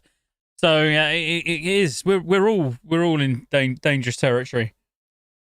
Well, I do make sure to, like, anytime I ever do trade the gold between the two accounts, I do it live so I can at least send that to him. But I don't think anybody will fucking see it if I fucking send it to him. Like, he appealed multiple times, got nothing, and then just finally came back 2 weeks later and then did his own investigation of why he got banned. And it's just bullshit. Like if somebody trades you fucking gold for a fucking legit interaction, and GDKPs were not banned then, you know, like if he did this now, yes, this would be a problem.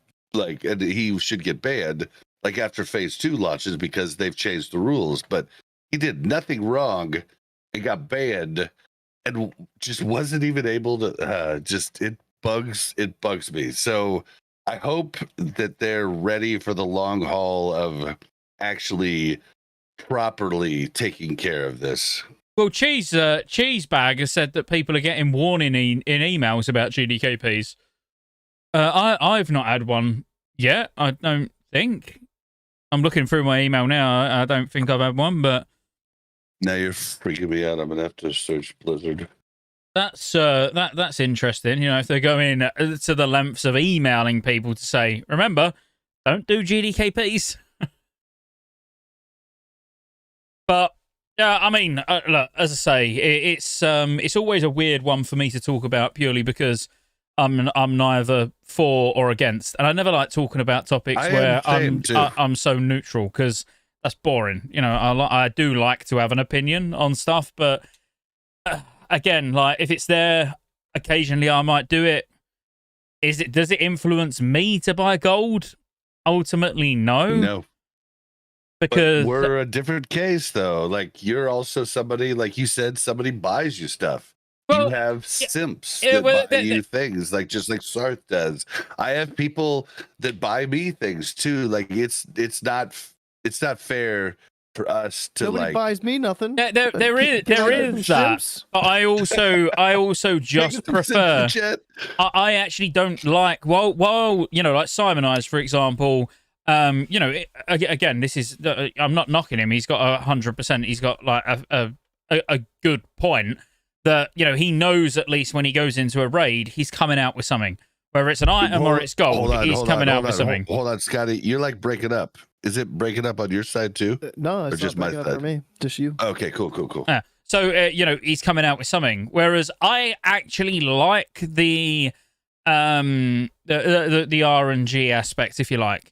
You know, I actually like going in a raid, and I get a far more of a buzz from rolling and seeing, oh my, I just fucking rolled 98. Surely no one's going to beat that. It's depressing as fuck when someone then rolls 100. But no, I'm probably a little bit more old school in that fashion, you know, where I actually like the randomness of not just going, right, like on the Druid, as fun as it was spurging loads of fucking gold and being able to get whatever I wanted, it sort of took away because an item dropped and I was like, well, that's mine. Like, no one's going to beat me. I'm like, I'm fucking sat here with like 3 gold caps. I'm buying that. That's mine. Like, that takes away from it a little bit. Whereas if I'd have rolled against someone and won it, I'd have been like, fucking yes, what a roll. You know, I do like that random aspect, which ain't for everyone, obviously. So, like, okay, so remember we had the crazy, huge podcast a few weeks ago. Josh Corbett was there and everybody, and we were talking about GDKPs. And I was talking about how, like, I like GDKPs and IECC because I get to, like, I mean, I killed Heroic Lich King with my GDKP. I didn't kill Heroic Lich King with my guild, right?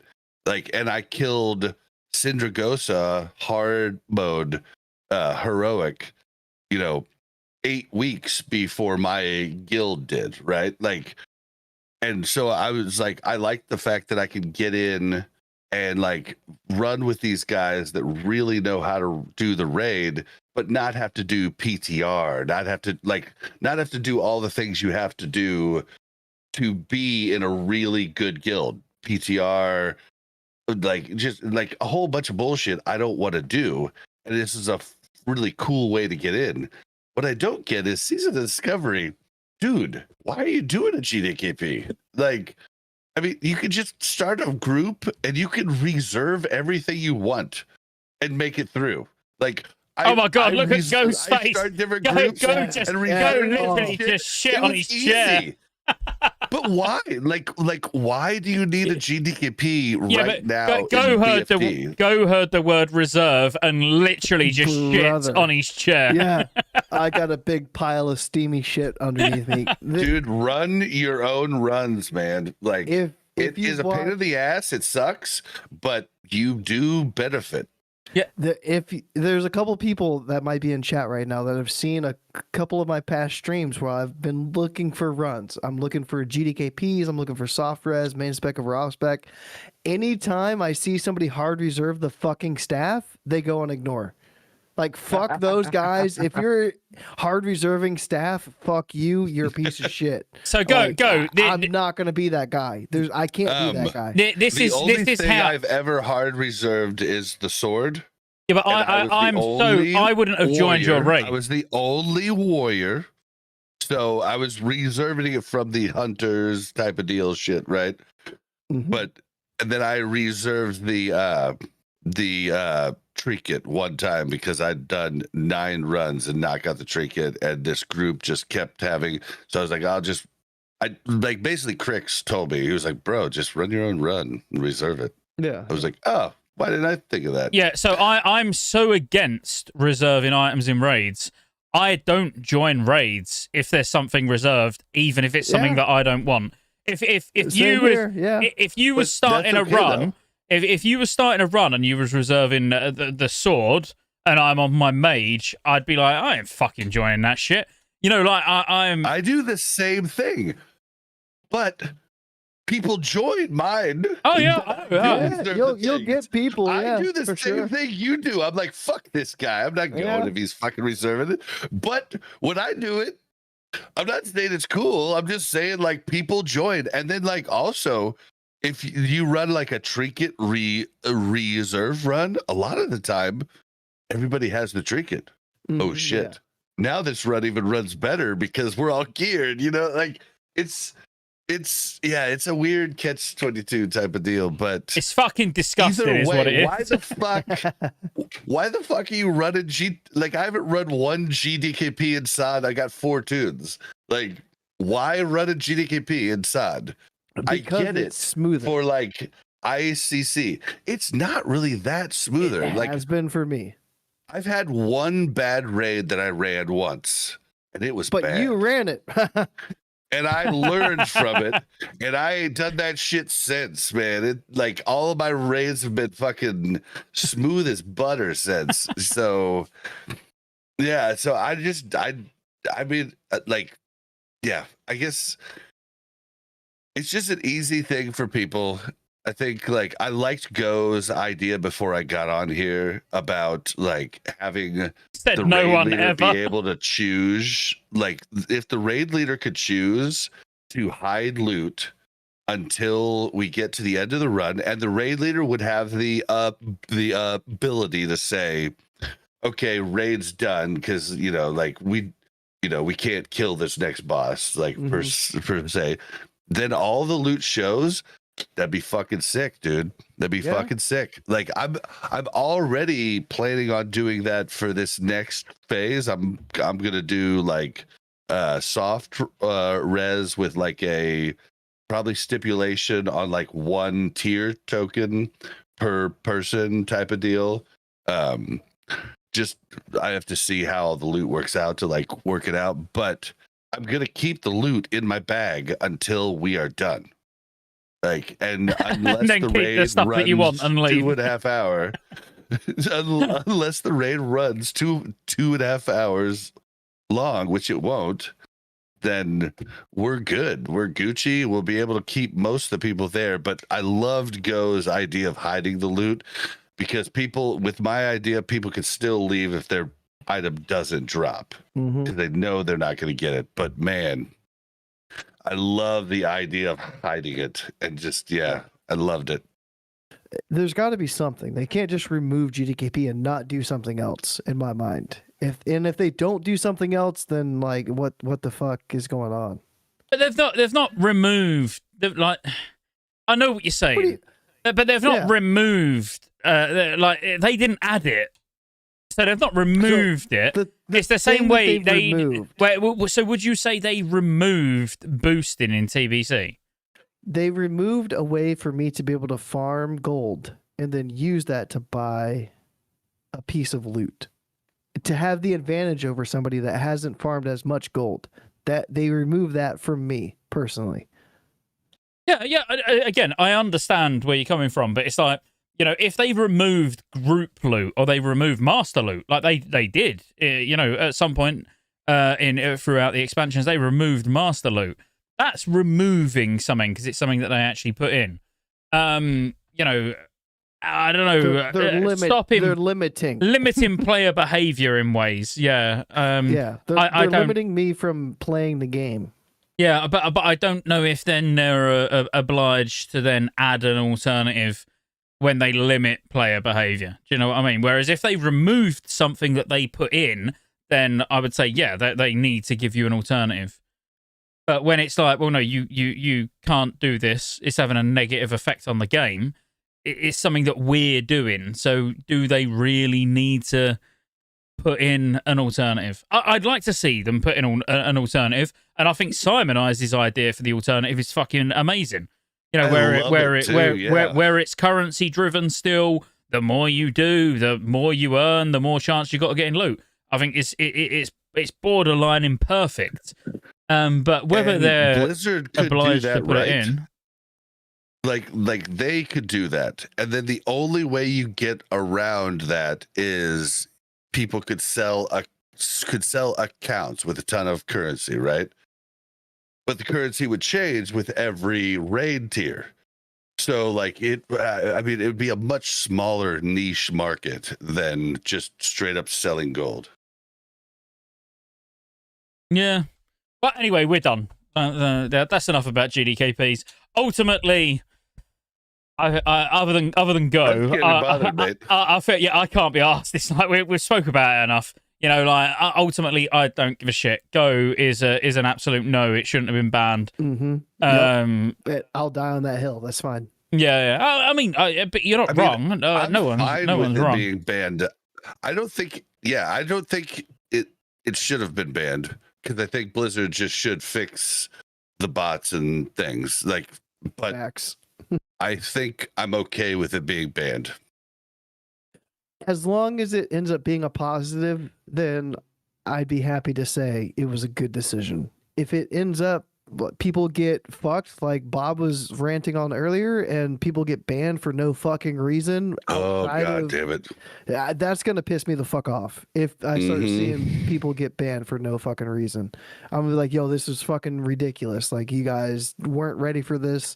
You said you were. It's proven wrong. Like, fuck it. Just go back to allowing GDKPs.